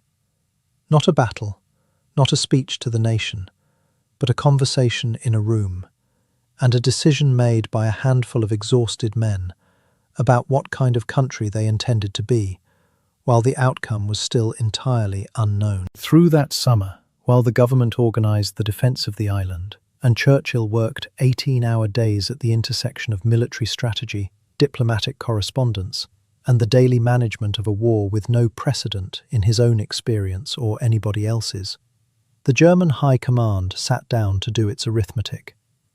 An invasion of Britain required control of the air, over the Channel, and over the beaches where men would come ashore. The Luftwaffe was given the task of destroying the Royal Air Force and began its systematic campaign in early July. First the shipping, then the radar stations, then the airfields of fighter command across the south of England. The Royal Air Force had that summer roughly 900 operational fighters, Spitfires and Hurricanes, and something near 1,000 trained pilots. The Luftwaffe had considerably more of both. The mathematics were not comfortable, and everyone who understood them knew it. What the numbers did not capture was the radar chain, which gave fighter command warning of what was coming before it arrived. The operations rooms that turned that warning into coordinated response, and the particular quality of the men who flew. Young men, many still in their early 20s, going up several times a day, worn down by sustained physical and psychological strain, even on the days when nothing hit them. On the 15th of September, Churchill went to the operations room of No. 11 Group at Uxbridge, the day now recognised as the climax of the Battle of Britain. He sat in that underground room and watched the controllers move markers across the map table as the fighting developed. Wave after wave coming in across the channel. The defending squadrons scrambled and committed. The reserve markers pushed forward. And then, as the afternoon wore on, the board showing that very nearly everything available was already in the air. He asked Air Vice Marshal Keith Park what reserves remained. The answer was none. There were no reserves. Every aircraft that could fly was flying. The German formations turned back that afternoon without achieving what they had come for, having lost 60 aircraft against the Royal Air Force's 26. It was not the end of the battle. It was the day the battle turned. On the 17th, Hitler postponed Operation Sea Lion, the invasion, indefinitely. A few weeks earlier, on the 20th of August, Churchill had spoken in the Commons about those pilots and had produced a line of 16 words that nobody has improved upon in the 80-odd years since. That never in the field of human conflict was so much owed by so many to so few. The speech was prepared, as all his speeches were prepared. But that sentence has the quality of something arrived at rather than constructed. It looks simple until you sit down and try to write a better one. Around this same period, he developed his habit of making the two-fingered V to crowds and to press photographers, and did it at first, palm inward, apparently unaware that in British street culture this particular orientation carried a meaning considerably less patriotic than the one he intended. The people around him found the matter delicate. It involved, after all, correcting the Prime Minister's hand signals in the middle of a war. Once it was clarified, he adopted the palm outward version, which has been standard ever since, and used it with tremendous enthusiasm for the rest of his life. The photographs became among the most recognisable images of the century. The Battle of Britain was officially over by the end of October. The Blitz was just beginning. On the 7th of September, German strategy had shifted from attacking airfields to bombing London directly, a decision driven partly by retaliation for British raids on Berlin, and partly by a theory that breaking civilian morale would force the British government to ask for terms. The theory was wrong. The bombs were real. London was bombed on 57 consecutive nights. The docks of the East End were hit first and hardest, setting fires that burned for days and could be seen from miles out. Then the raids spread across the city. Whitechapel, Stepney, Bermondsey, Southwark, and eventually into the wealthier districts of the West End, Kensington and Chelsea, and the streets around Buckingham Palace itself. The palace was hit 9 times. Queen Elizabeth said afterward that it made her feel she could look the East End in the face, a remark that was more than diplomacy, and caught something true about how shared danger was working on the psychology of the city. Churchill toured the bombed streets with a regularity that was not ceremonial, but deliberate. He understood, with the instinct of a man who had been reading crowds for 40 years, that being seen in the rubble was itself an argument.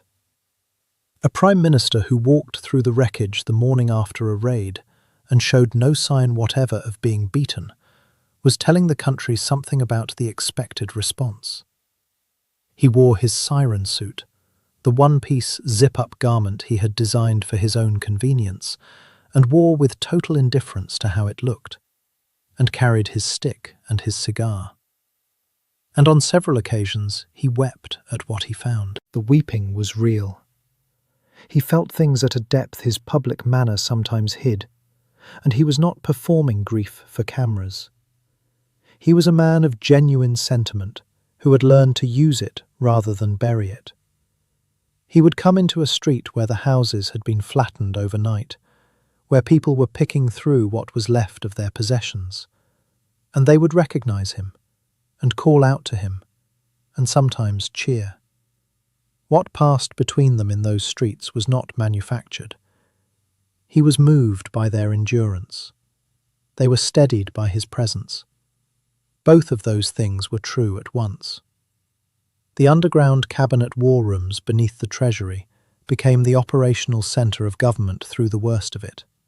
A warren of map rooms and communications equipment and Spartan offices where the war could be run while the city above it was being hit. He used them, though not with the dedication his security detail would have preferred.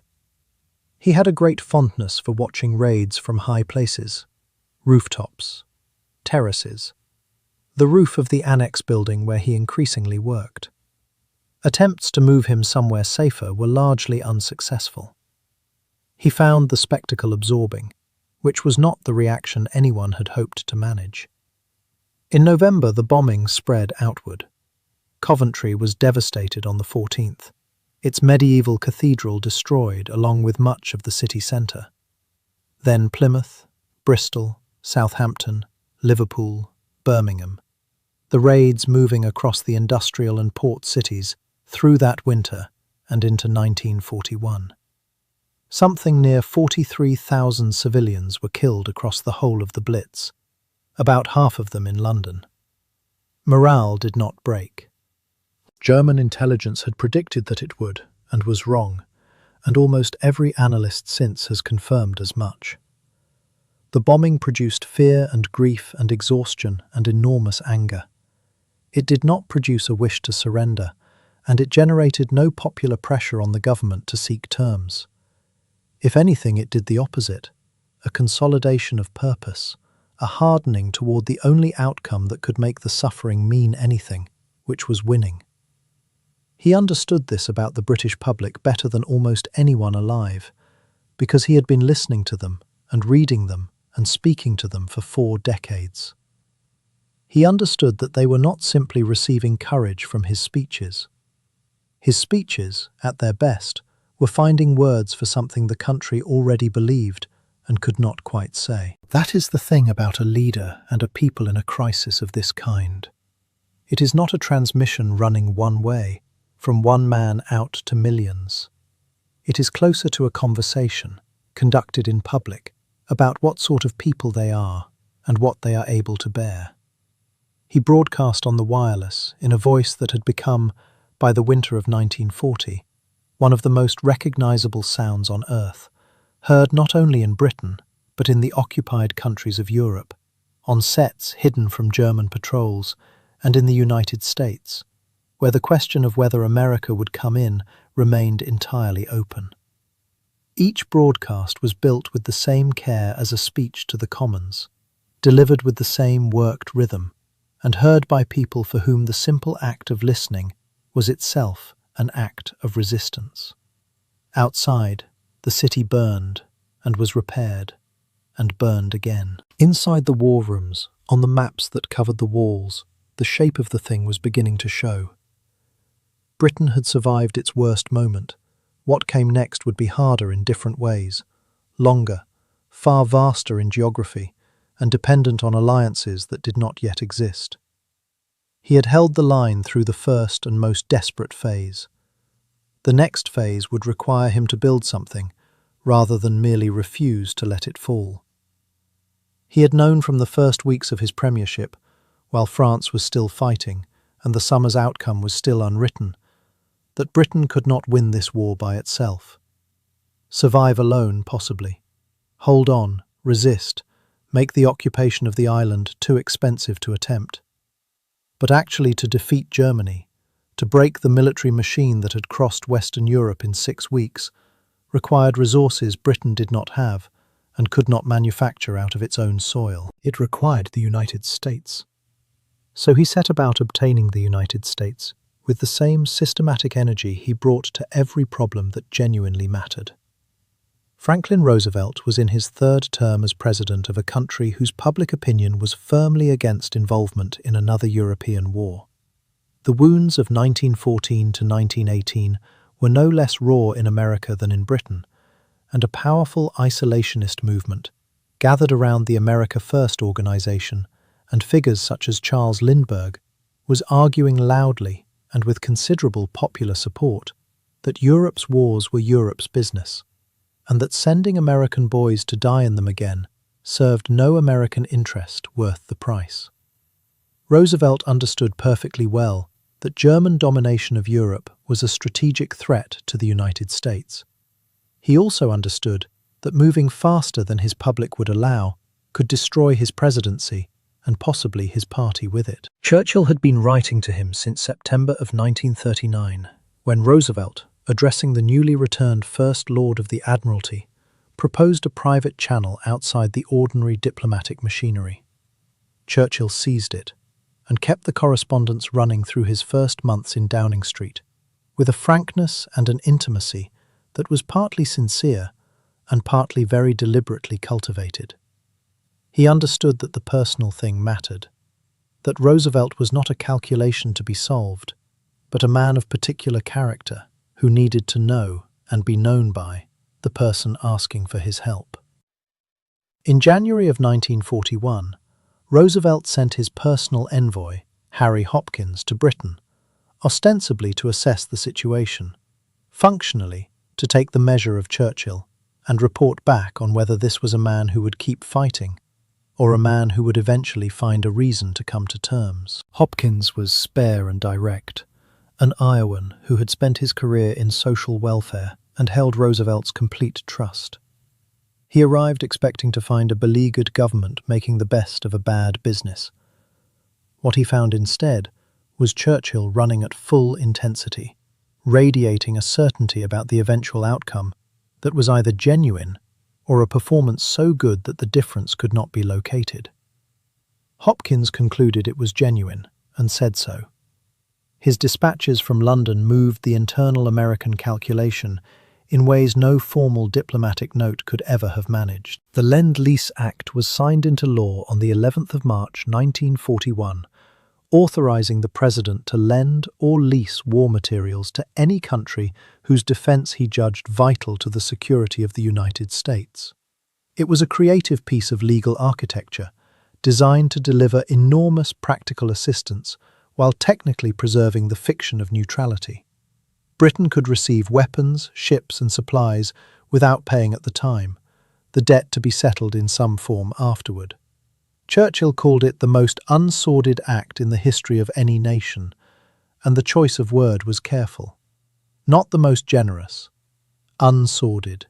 It conceded that American aid served American strategic interest, while still setting it inside a moral frame.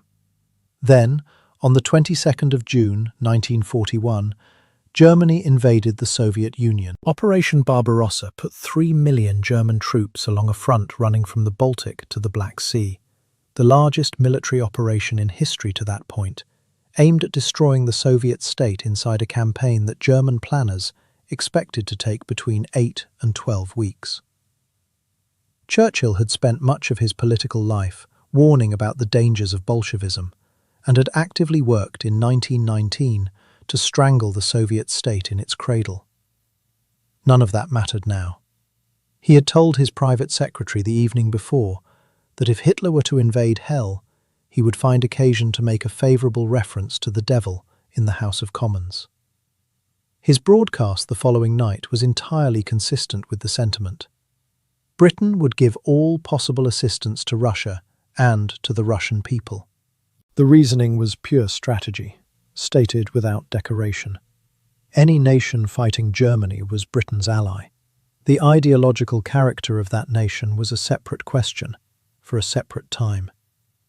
He sent diplomatic missions to Moscow, established military liaison, began passing intelligence and whatever material help could be spared, and simultaneously opened the argument with Roosevelt about extending Lend-Lease to the Soviet Union as well. In August of 1941, the two men met in person for the first time since the war began, aboard warships anchored off the coast of Newfoundland at a place called Placentia Bay. Churchill crossed the Atlantic on the battleship Prince of Wales. They spent 4 days together. They attended a church service on the deck of the Prince of Wales. British and American sailors mingled together under the guns, singing hymns chosen so that both crews would know them. They held military discussions, and they produced the Atlantic Charter, a joint statement of principles setting out the shape of the post-war world both governments claimed to want: self-determination, freedom of trade, freedom of the seas, and a commitment to some future organization for international security. It was not an alliance.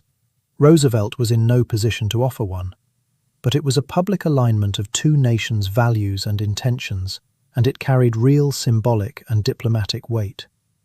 Churchill sailed home carrying Roosevelt's private assurance that American involvement was a question of when and not of whether. He did not know when. The when arrived on the 7th of December, 1941, at a naval base in Hawaii called Pearl Harbor. Japanese aircraft came in over the American Pacific Fleet in the early morning, sinking 4 battleships, damaging 4 more, and killing 2,403 American servicemen and women. The United States declared war on Japan the following day. On the 11th of December, Germany and Italy declared war on the United States. Churchill received the news on the evening of the 7th. He wrote afterward that he went to bed and slept the sleep of the saved and the thankful. The phrase catches something true, and it is worth being precise about what. It was not pleasure at the deaths of American sailors. It was the overwhelming release of a man who had spent 18 months watching the most powerful industrial nation on earth stand at the edge of the fire without stepping in, who had argued and charmed and written and pleaded and calculated, and who now understood that the final outcome of the war was no longer genuinely in doubt. It would still take years. It would still cost more than anyone could yet count. But the arithmetic had changed, and he knew it, and he slept. He was in Washington within a fortnight, arriving on the 22nd of December for the conference that laid down the whole strategic architecture of what he called the Grand Alliance. The central agreement reached at Arcadia was that Germany represented the primary threat and must be defeated first. This despite the fact that Japan had been the immediate cause of America's entry, which took a certain discipline on the American side to accept. The combined Chiefs of Staff structure was created, blending American and British military planning in ways that had never been attempted between two independent nations at war, and probably never will be again. 26 Allied nations signed a declaration committing themselves to the common struggle. On the 26th of December, he addressed a joint session of Congress and was received with the sort of welcome usually reserved for heads of state, a great deal more formally aligned with the host country. He asked the assembled legislators, with timing that had been very carefully calibrated, whether they did not think it strange that he should be standing there at all, considering that his mother was American. The laughter he got back was warm and genuine, and it told him something important about how that room was disposed toward him. He had spent 40 years learning to read a chamber. He read this one in about 9 seconds. The relationship with Roosevelt deepened through those years into something personal as well as strategic. There was a direct telephone line. There was correspondence of unusual frankness. And there was enough time spent together in person, at the White House, at conference after conference, for the texture of a real working friendship to form. They disagreed on a great many things. The largest was European colonialism, which Roosevelt regarded as a relic the post-war world ought to dismantle, and which Churchill regarded as a fundamental feature of the British order he was fighting to preserve. That disagreement was never resolved. It was simply carried, the way two men who need each other carry a thing they cannot agree on. Both understood the operational relationship was too valuable to risk over it. The relationship with Stalin was another matter altogether. Churchill met the Soviet leader face to face for the first time in Moscow in August of 1942, and that meeting set the pattern that held for the rest of the war. Wary respect, transactional honesty, and a complete absence of anything resembling personal warmth. Stalin was a man who had murdered millions of his own people. He made strategic calculations of extraordinary cold clarity, and he regarded his Western allies with a suspicion that his own experience of European diplomacy gave him ample reason to hold on to. Churchill neither liked nor trusted him. He worked with him regardless, because the mathematics of the war demanded it, and because whatever else was true of him, he was entirely capable of separating what he felt from what needed to be done. So the alliance was assembled. It was not comfortable. It was not equal. It was not free of the tensions that would go on to define the shape of the post-war world for half a century. But it was real, and it was enough. Then the first half of 1942 arrived, and the war went badly in almost every theatre at once. The Japanese advance across the Pacific and Southeast Asia moved faster than any planning had allowed for. Singapore fell in February, a defeat Churchill called the worst disaster in British military history, and the shock of it went through the whole empire like a crack running through stone. In the Atlantic, German submarines were sinking Allied merchant ships at a rate which, if it continued long enough, would strangle Britain's ability to keep fighting, regardless of anything happening on land. Every convoy was a wager. The whole island was living on what got through. And in North Africa, Field Marshal Erwin Rommel was pushing eastward through Libya toward Egypt with a speed and a tactical inventiveness that had made him the most discussed German commander of the war. Churchill's response to North Africa was entirely characteristic. He flew to Cairo in August of 1942, a journey of real physical risk for a man of 67, conducted in an unheated military aircraft at altitude, and went to look at it himself. He found what the reports had already suggested: a command structure that had lost confidence in itself, and a front line that was being held but was not being turned. So he replaced the commander. General Claude Auchinleck went. General Bernard Montgomery came, a precise, self-assured, faintly theatrical officer who shared Churchill's belief in the importance of visible command, and whose preparation for an operation was so methodical it seemed almost mechanical beside the loose improvisation that had characterized the Desert War until then. The partnership was one of the more complicated of the war. Churchill admired the results and found the personality difficult. Montgomery regarded Churchill's interventions in operational planning as a recurring nuisance from a man who did not always distinguish strategic direction from tactical interference. They were both right. What the friction produced was neither catastrophe nor harmony, but a working arrangement that got the thing done.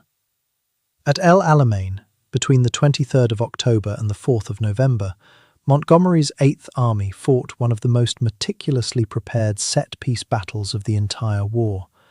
12 days of grinding through Rommel's defensive lines until the German and Italian position broke and the retreat began. Churchill, who had been under intense parliamentary pressure all year and had survived a vote of no confidence in July, received the news with visible relief. He ordered the church bells rung across Britain. They had been silent since 1940, held back as the warning signal for invasion. Now, on a Sunday morning, in villages that had not heard them in 2 years, they rang. He told his staff this was not the end, nor even the beginning of the end, but that it was, perhaps, the end of the beginning. On the 8th of November, American and British forces landed in Morocco and Algeria. Operation Torch opened a second Allied front in North Africa and began squeezing Rommel between two armies advancing toward each other. The Americans were fighting a major land campaign for the first time, and the early weeks brought the inevitable mixture of learning and costly error that first engagements always bring. By the following spring, the lessons had been absorbed. On the 13th of May, 1943, German and Italian forces in Tunisia surrendered. 250,000 men taken prisoner, an Axis army the size of the one lost at Stalingrad 4 months earlier. Through all of it, the most serious arguments of the war's middle period were not happening on any battlefield. They were happening in conference rooms, where British and American strategists were trying to agree what to do next. The American position, put most forcefully by General George Marshall, was straightforward: cross the English Channel with the largest force that could be assembled and drive east. Every month spent in secondary theatres delayed the decisive operation, and was another month in which Soviet forces carried the overwhelming burden of the land war. The Soviet casualty figures for 1942 ran into millions. There was a moral argument, as well as a strategic one, for opening a front that would pull German divisions westward. Churchill's position was more complicated, and has been argued over ever since. He was not, as is sometimes suggested, simply frightened of a cross-channel invasion. He accepted it would have to happen, and that when it did, it had to succeed. What he feared was a failed invasion, a repulse on the beaches that would set the Allied cause back years and might knock Britain out as a fighting force altogether. His preference for the Mediterranean, for going at what he called the soft underbelly of Europe, through Italy and possibly toward the Balkans, reflected a genuine argument about keeping German forces stretched and dispersed. It also reflected a calculation he rarely made fully explicit, about where European power should be standing when the guns stopped. He was thinking about the post-war map before his allies had turned to it. The Soviet Union would come out of this war enormously powerful. Its armies would end up wherever they happened to be standing when the fighting stopped, and the line where Western and Soviet forces met would become, in the most literal sense, the line dividing the world afterward. That was not paranoia. It was a reading of geography and military reality that events would confirm with uncomfortable precision. The Casablanca Conference in January of 1943 produced agreement to invade Sicily once North Africa was finished, a compromise satisfying neither the American appetite for an earlier Channel crossing nor Churchill's more expansive Mediterranean ambitions. Roosevelt and Churchill jointly announced the policy of demanding unconditional surrender from the Axis powers, a signal to Stalin that the Western Allies would make no separate peace, and a clarification to the occupied peoples of Europe about what kind of ending this war was aimed at. Sicily was launched in July and went efficiently. Mussolini was removed from power by his own government on the 25th of that month, and Italy signed an armistice in September. The Italian campaign that followed moved far more slowly than the planning had promised. The geography was against it, mountain ranges running crosswise to the advance, a river in every valley, winter closing down over all of it. The Germans defending that ground showed a real talent for using it, and the Allied advance came to be measured in miles per month rather than miles per day. Churchill spent an extraordinary amount of this period working from his bed. He had formed the habit early in his political life and refined it through the war into something close to an operational system. From 8 in the morning, he would work without leaving the bedroom, reading reports, dictating minutes, receiving visitors, conducting telephone calls, in pajamas and dressing gown, surrounded by papers and maps and red dispatch boxes, with a substantial cigar going.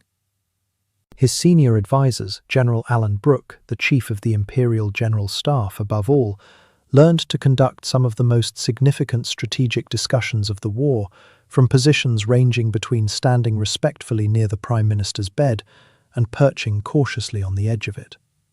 Brooke's private diaries, published afterward, describe those sessions with a mixture of exhaustion and reluctant admiration that catches the experience of serving under this man exactly. The Tehran Conference in late November of 1943 put Churchill, Roosevelt and Stalin in the same room for the first time. By then, he was the smallest figure in the alliance, not in personality, but in what his country could put on the table. Britain was fighting a global war stretched to the limit of its economy and manpower. American industrial production had reached a scale that admitted no comparison, and the Soviet Union had absorbed losses no other nation had survived, and was still fighting, its armies growing more capable by the season. Stalin pressed hard for a firm commitment to a cross-channel invasion in 1944. Roosevelt supported him. Churchill accepted the conclusion. Overlord would go in the spring, though he carried a private anxiety about it that his public statements never showed. He flew out of Tehran already ill, and by December he was seriously sick with pneumonia at Carthage, feverish, worn out, and at one point unwell enough that the doctors around him were genuinely alarmed. He was 69 years old. He recovered over several weeks, convalescing at Marrakesh, painting the Atlas Mountains from the villa where he was staying, the light on the snow, the colour going violet toward evening, and his own head finally quiet for an hour at a time. He came home to Britain in January of 1944, thinner and quieter than he had left, carrying the whole weight of what was still ahead. By that spring, the south of England had been turned into something without precedent in its history. Some 2 million American, British, Canadian and other Allied soldiers were spread across the countryside in camps and billets and temporary installations, running from Kent all the way down to Cornwall. The lanes were heavy with military transport. The ports were stacked with landing craft and ammunition, and the extraordinary logistical apparatus required to put an army of that size onto a defended coastline and then keep it fed once it was there. Village children woke to find tanks parked in the orchard. Farmers gave up fields they had worked for 40 years. The whole lower half of a country had become a launching ramp, and everyone living on it knew what it was for, and knew better than to say so. The planning had consumed years of staff work. It involved deceptions of industrial complexity, designed to persuade the German command that the blow would fall somewhere else entirely. An entire phantom army assembled opposite Calais out of inflatable tanks and plywood landing craft and radio traffic chattering back and forth between headquarters that did not exist. Men were employed full-time to invent the routine signals of divisions that were made of canvas. And in the end, after all of it, everything rested on the weather, on finding one window of conditions in the Channel that would let the crossing happen at all. Churchill carried a private weight through those months that his public manner did not reveal. His anxiety about the cross-Channel invasion had not diminished in the slightest. He had seen, 30 years earlier, what happens when an amphibious operation meets resistance nobody planned for.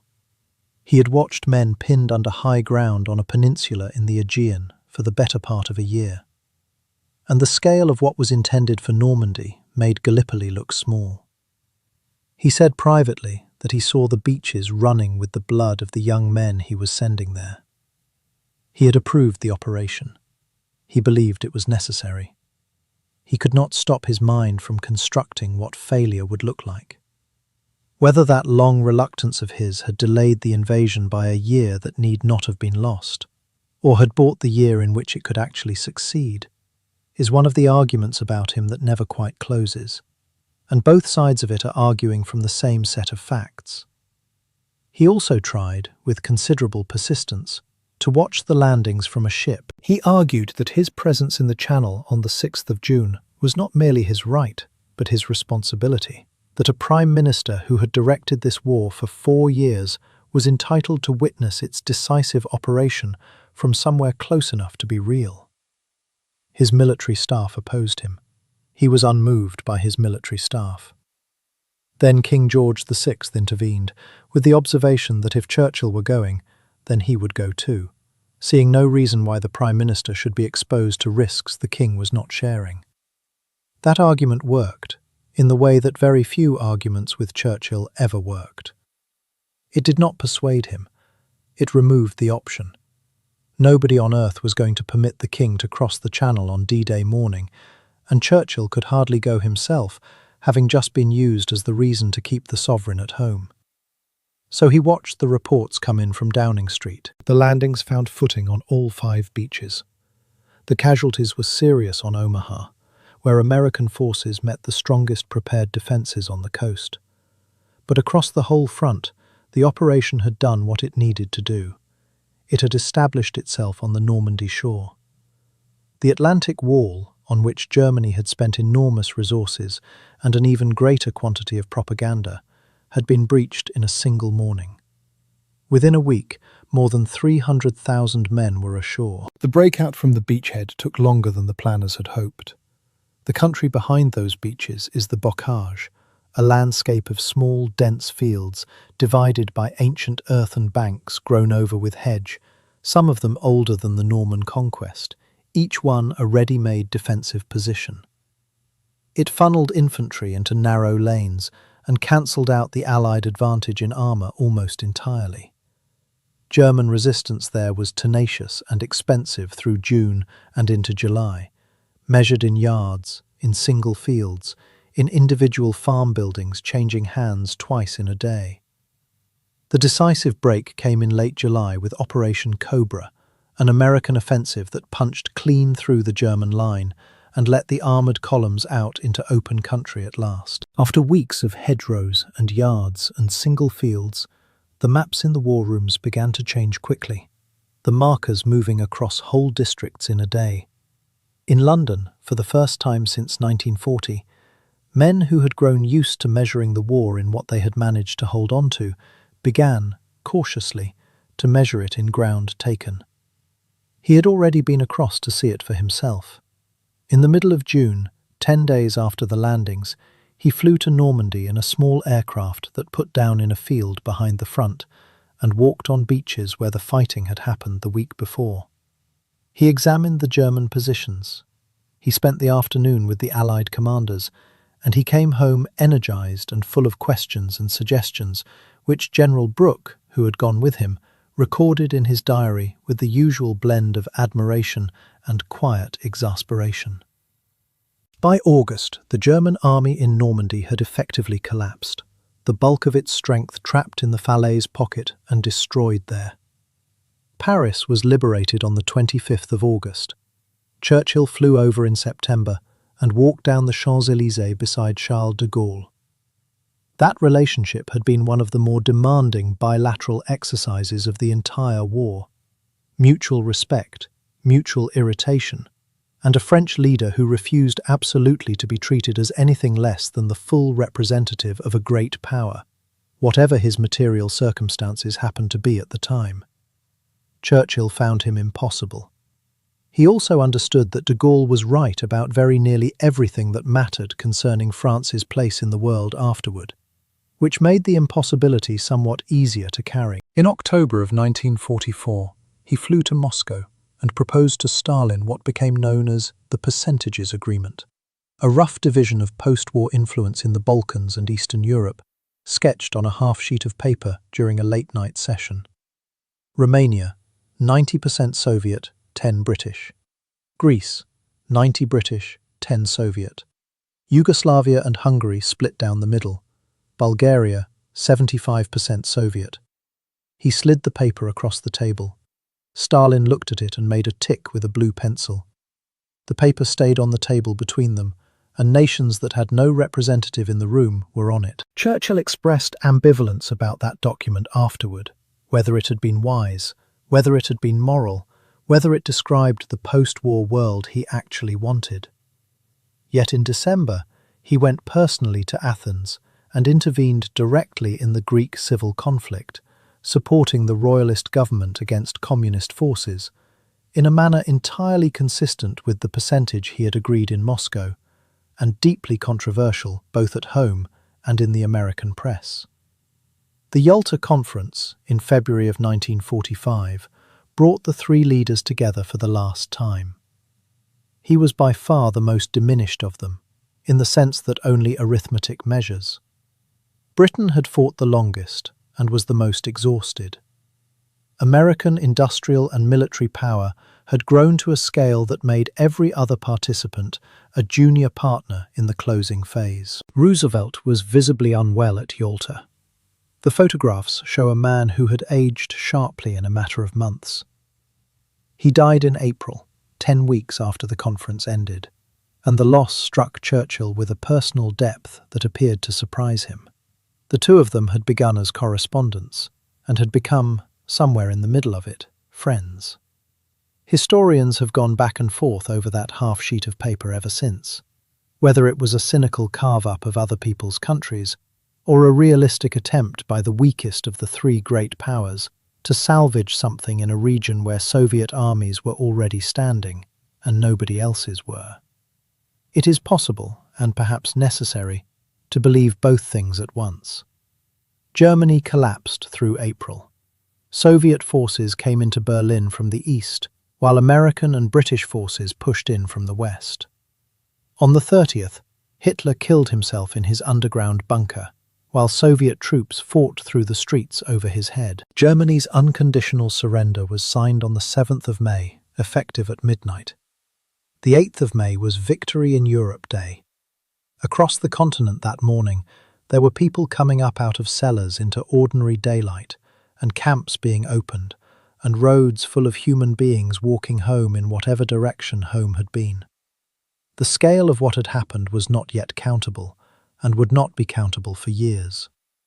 He broadcast to the nation, and then came out onto the balcony of the Ministry of Health on Whitehall, above crowds that filled the surrounding streets and ran back as far as anyone could see. Bunting in the side streets, strangers arm in arm, children who had never in their conscious lives seen a lit street at night, standing in the light. He made the V sign, palm outward, correctly, and the sound that came back was not simply celebration. It was the release of something that had been held under enormous pressure for a very long time, all of it letting go at once. He told them that this was their victory, that they had won it, that in all of British history there had never been a greater day. He was visibly moved. So were the people below him. It was one of those moments that requires no decoration at all. A man of 70 on a balcony, a city that had been on fire 5 years earlier, standing whole beneath him, and nothing left to say except thank you. Somewhere in that crowd were men who had been at Dunkirk, women who had pulled neighbours out of the rubble of Coventry and Plymouth and the East End, pilots from the summer of 1940, some of them still only in their middle 20s, who had come back from that whole business alive when so many of the others had not. He had spoken to them across 5 years in a voice they now knew better than the voices of their own relatives. He had told them the hard truth first, always, and then told them what he believed they were capable of enduring. And they had turned out, in the end, to be capable of it. The war in Europe was over. He was 70 years old and had been Prime Minister for exactly 5 years and 2 days. What he did not know, standing on that balcony above the noise, was that the country roaring his name would remove him from office within 10 weeks. The campaign began almost at once. He had wanted the coalition to hold together until Japan was defeated. The Labour Party declined to extend it past the European victory, and an election was called for the 5th of July. He campaigned as the man who had won the war, which he had, in every way that actually counted, and he expected the country to return him on the strength of it. He misjudged the mood entirely. The British public wanted to win the peace as thoroughly as they had just won the war, and winning the peace in the summer of 1945 meant a national health service. It meant social housing and full employment, and a welfare state that finally addressed the conditions which had shaped working-class life for generations. Those were Labour's promises, and they spoke directly to what people had endured, not only through 6 years of bombing and rationing and telegrams, but through the depression years before that, through the poverty and the insecurity and the settled sense that the structure of British society needed not repair, but rebuilding. They had been asked to give everything, and had given it. They were not inclined to go back to 2 rooms and no pension, and nothing underneath them if a man fell ill. His own campaign made it worse. In a radio broadcast, he suggested that a Labour government would require some form of Gestapo to carry out its policies, a comparison so remote from the reality of the Labour Party and from the character of the people about to vote for it, that it damaged his credibility on domestic questions more efficiently than his opponents could have managed on their own. Many of those Labour figures had sat in his own war cabinet for 5 years. His advisers had warned him against the broadcast. He delivered it anyway. The results were declared on the 26th of July, after a 3-week delay to allow the service votes to be counted from every corner of the world where British soldiers were still standing. Labour won 393 seats. The Conservatives won 213. It was one of the largest majorities in the history of the House of Commons. Clement Attlee, quiet, understated, and the man Churchill had once described as a modest man with much to be modest about, became Prime Minister. Churchill was at lunch when the shape of it became clear. He went back to Downing Street, spoke briefly with his staff, and then drove to Buckingham Palace to tender his resignation. Then he was driven home. The war he had directed for 5 years was won. The office he had held throughout it was gone. He was 70 years old, and for the first time since May of 1940, there was nothing whatsoever that he was required to do. Clementine, who had watched him drive himself to the edge of his physical limits for 5 straight years, and who understood exhaustion in ways he sometimes did not, is said to have told him the defeat might be a blessing in disguise. He replied that if so, it was very effectively disguised. He was not wrong about that. The defeat was sharp and real, and however clearly he could see the political logic behind it, being removed at the exact moment of victory was not a thing he found easy to absorb. So he went to the French Riviera to paint. He spent time at Chartwell, walking the grounds, tending the fish pond he had dug before the war, beginning the long business of settling into a different kind of life. He was not idle. Churchill without work was never a condition that lasted long under any circumstances, but the driven urgency of the war years drew back, and something slower and more reflective moved into the space it left.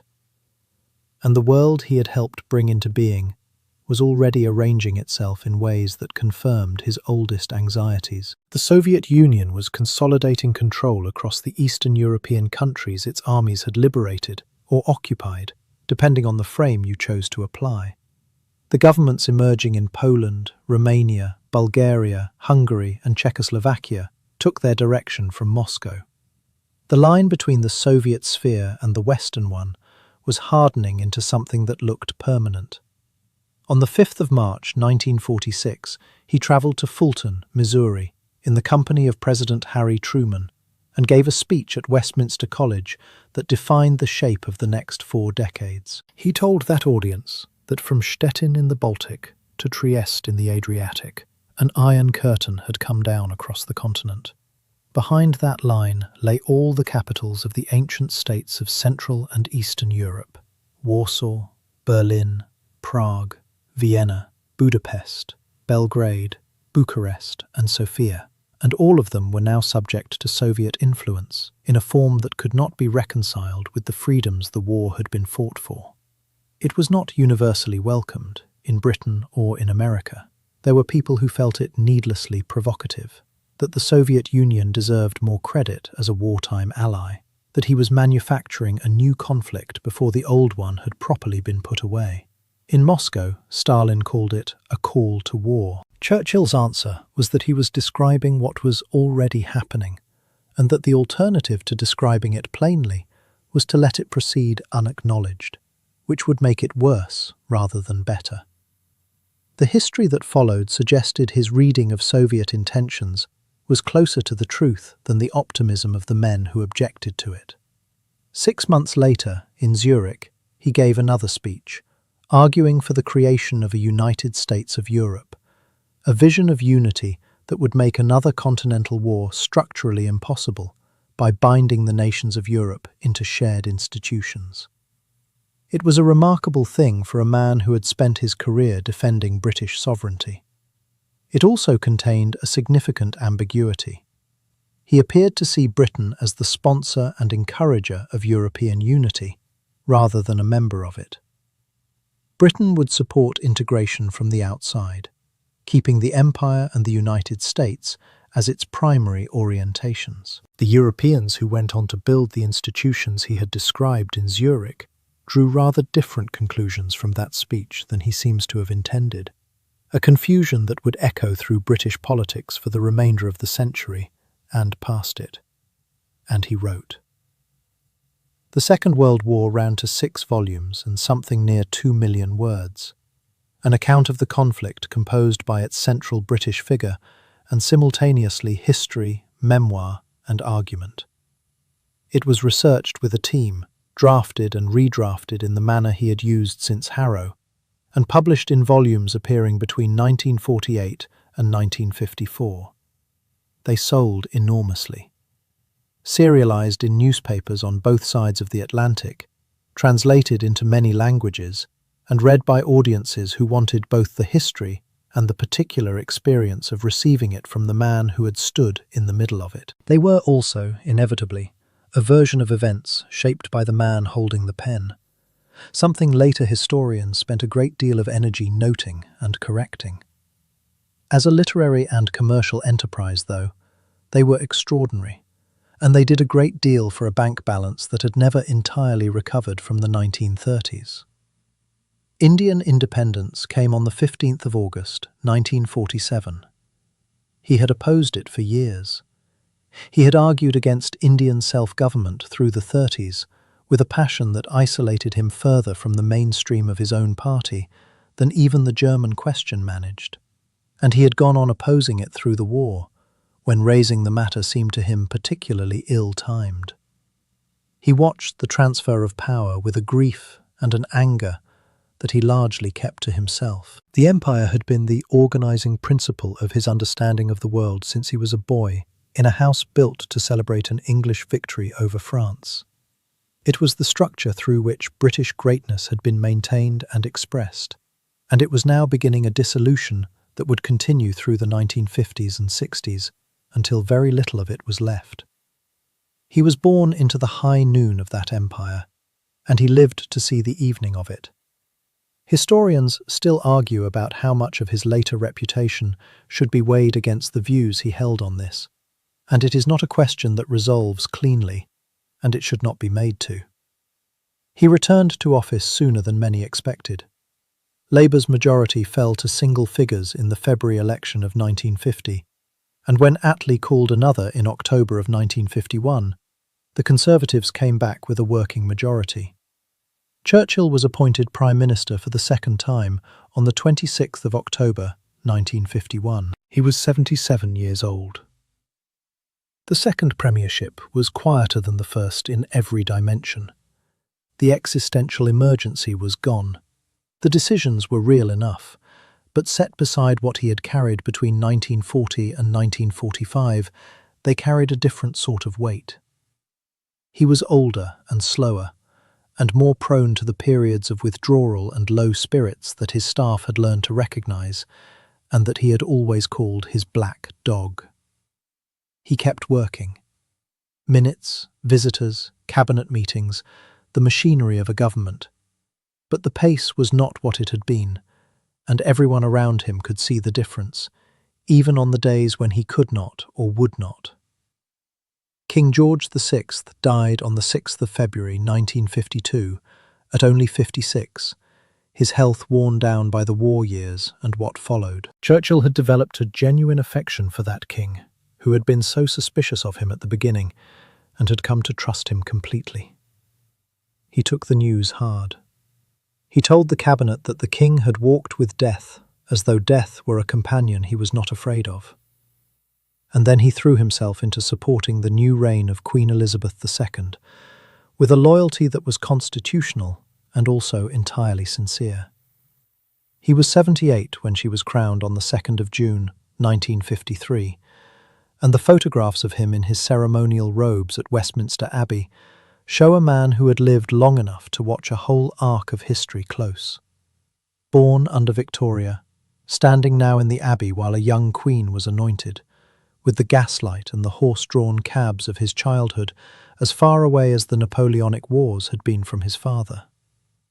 3 weeks after the coronation, he suffered a serious stroke. It happened at Downing Street, and the severity of it was concealed from the public with a thoroughness that would be flatly impossible in any later era. His speech was affected. His mobility was affected for several weeks. There was real uncertainty as to whether he would recover enough to continue in office at all. He recovered partially through the summer and came back to public duties in the autumn, though the people who knew him best could see that the stroke had taken something which did not entirely return. In October of 1953, he was awarded the Nobel Prize in Literature for his historical and biographical work, and for the speeches that had held a nation together through its worst years. It was an unusual prize, given to a statesman rather than a professional writer, and there were those who felt the committee had been recognizing not literature exactly, but something for which literature was simply the nearest available category. He received the news with satisfaction and sent Clementine to Stockholm in his place, being too occupied with the business of government to travel himself. He spent his last months in office trying to arrange a summit with the new Soviet leadership. Stalin had died in March of 1953, and Churchill believed, with the urgency of a man who understood exactly what nuclear weapons were going to mean for the future of human conflict, that this moment offered a genuine opening. That the men who came after Stalin might prove more willing to reach an accommodation than Stalin had ever been. His American allies were skeptical. His own foreign secretary was skeptical. His health was uncertain. The summit he imagined never happened in the form he had envisaged, and whether the opportunity he saw was truly there, or was the last strategic intuition of a man who had spent 60 years reading the shape of events, is another of those questions that has no settled answer. He resigned as Prime Minister on the 5th of April 1955, in a private ceremony at Buckingham Palace. Anthony Eden, who had been waiting for the office for years, with a patience that had occasionally cracked under the strain of waiting, succeeded him. Churchill went back to Chartwell, and then to the house at Hyde Park Gate in London, where he would spend most of what remained, and the long withdrawal from public life began. The years after Downing Street moved differently. No emergency to organise around. No speech that had to be ready by morning. No map room to visit at midnight. He kept his seat as the member for Woodford in Essex, though he attended less and spoke rarely, appearing mostly for the significant occasions. The House received him each time with a respect that had long since passed beyond political calculation into something closer to reverence. He would sit in his old place and listen, and sometimes catch the eye of a member who had been a child during the war, and who looked back at him with the particular expression of a person standing in front of history they had previously only read about. Chartwell stayed his emotional home. The walls he had laid with his own hands, the fish ponds, the kitchen gardens. He spent long mornings in the studio on canvases that were more careful and less urgent than the ones from earlier decades, and walked the grounds with the slightly uncertain step of a body that had accumulated 90 years of service, and an eye that had lost none of its appetite for what was in front of it. He kept racehorses, a hobby that combined his love of animals, his competitive instincts, and his lifelong difficulty with financial prudence into a single expensive package. Their occasional wins gave him a clean, uncomplicated satisfaction that politics had almost never managed to deliver. He cruised the Mediterranean on Aristotle Onassis's yacht through the late 50s and early 60s. Warm sun, good food, and the company of people for whom his presence was an honour rather than a responsibility. And the writing went on, more slowly. A History of the English-Speaking Peoples, 4 volumes carrying the story from the earliest times to the beginning of the First War, had been largely drafted before Hitler interrupted it, and was finally published between 1956 and 1958. It sold well. Everything he wrote sold well, which remained fortunate, because the life he lived had never become inexpensive. His mind moved in and out through those last years. There were days when he was entirely himself, curious, funny, reaching for the exact word and closing his hand on it. And there were days when the pauses ran longer, and a thought was picked up and set down again, unfinished. The people who loved him learned to take the good days as they came, without marking the others out loud. Clementine was at the centre of all of it, managing the house, the visitors, the balance between what he needed and what he could still manage, with the same intelligence and quiet steadiness that had run through 57 years of marriage. He made his last appearance in the House of Commons on the 28th of July, 1964. He walked in, sat a few minutes, and walked out. Several members watched him go. That Parliament, which he had first entered in 1900 while Victoria was still on the throne, was recognisably the same institution, the same benches, the same procedural language, the same rituals accumulated across centuries. Almost everything outside its walls had changed past recognition. On the 30th of November he turned 90. A small gathering at Hyde Park Gate, family and close friends, and a photograph of him at the window, looking down at a crowd that had assembled in the street. He raised a hand. They answered. It was brief, and it was enough. A few weeks later, in the early days of January 1965, he suffered a severe stroke there. He did not recover. He lay in that bedroom for the better part of a fortnight, while the family gathered and then waited, in the particular suspended quiet of days when the outcome is understood and the moment has not yet come. Winston Churchill died on the 24th of January 1965, the same date on which his father had died 70 years before, almost as though some long argument had finally been allowed to close. The state funeral was held on the 30th at St. Paul's. The plans had existed for years under the name Operation Hope Not, revised periodically as the actuarial position developed. 112 countries sent representatives. The streets were lined with crowds who had lived through the war, and crowds who had been born after it, and people who had crossed the Channel or the Atlantic simply to be standing there. The coffin went through London on a gun carriage, past sailors and soldiers and airmen from services whose modernisation he had supervised across 4 decades.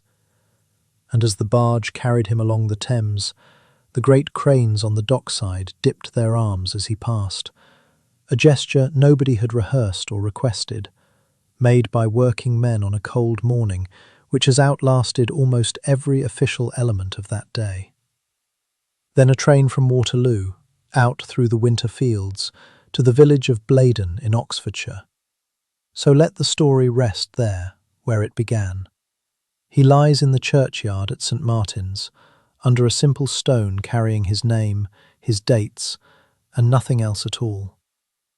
From the churchyard wall you can see the towers of Blenheim, a little way off across the fields, the palace built for an ancestor's victory, the house where a small baby arrived 7 weeks early one November night, and was not expected to last the week. 90 years between those 2 points. A boy near the bottom of his class with an ink blot on his Latin paper. A young man in a coal mine in the dark. A politician nobody wanted to hear. An old man who once told a country that it was equal to the thing being asked of it, and turned out to be right. He was not a simple man, and the argument about him has never stopped, and it should not stop. That is what history is for. But at the hour when the world he had been born into was genuinely threatened with destruction, he stood up and refused it, and found the words to make that refusal into something other people could hold on to when they had nothing else to hold. The country he spent his life defending is still there, still recognisable, still arguing about him.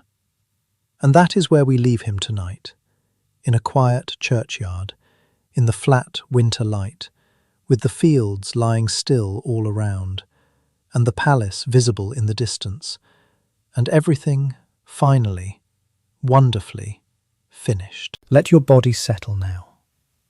Let your shoulders drop. Let the weight of the day go wherever it needs to go. Close your eyes. Good night.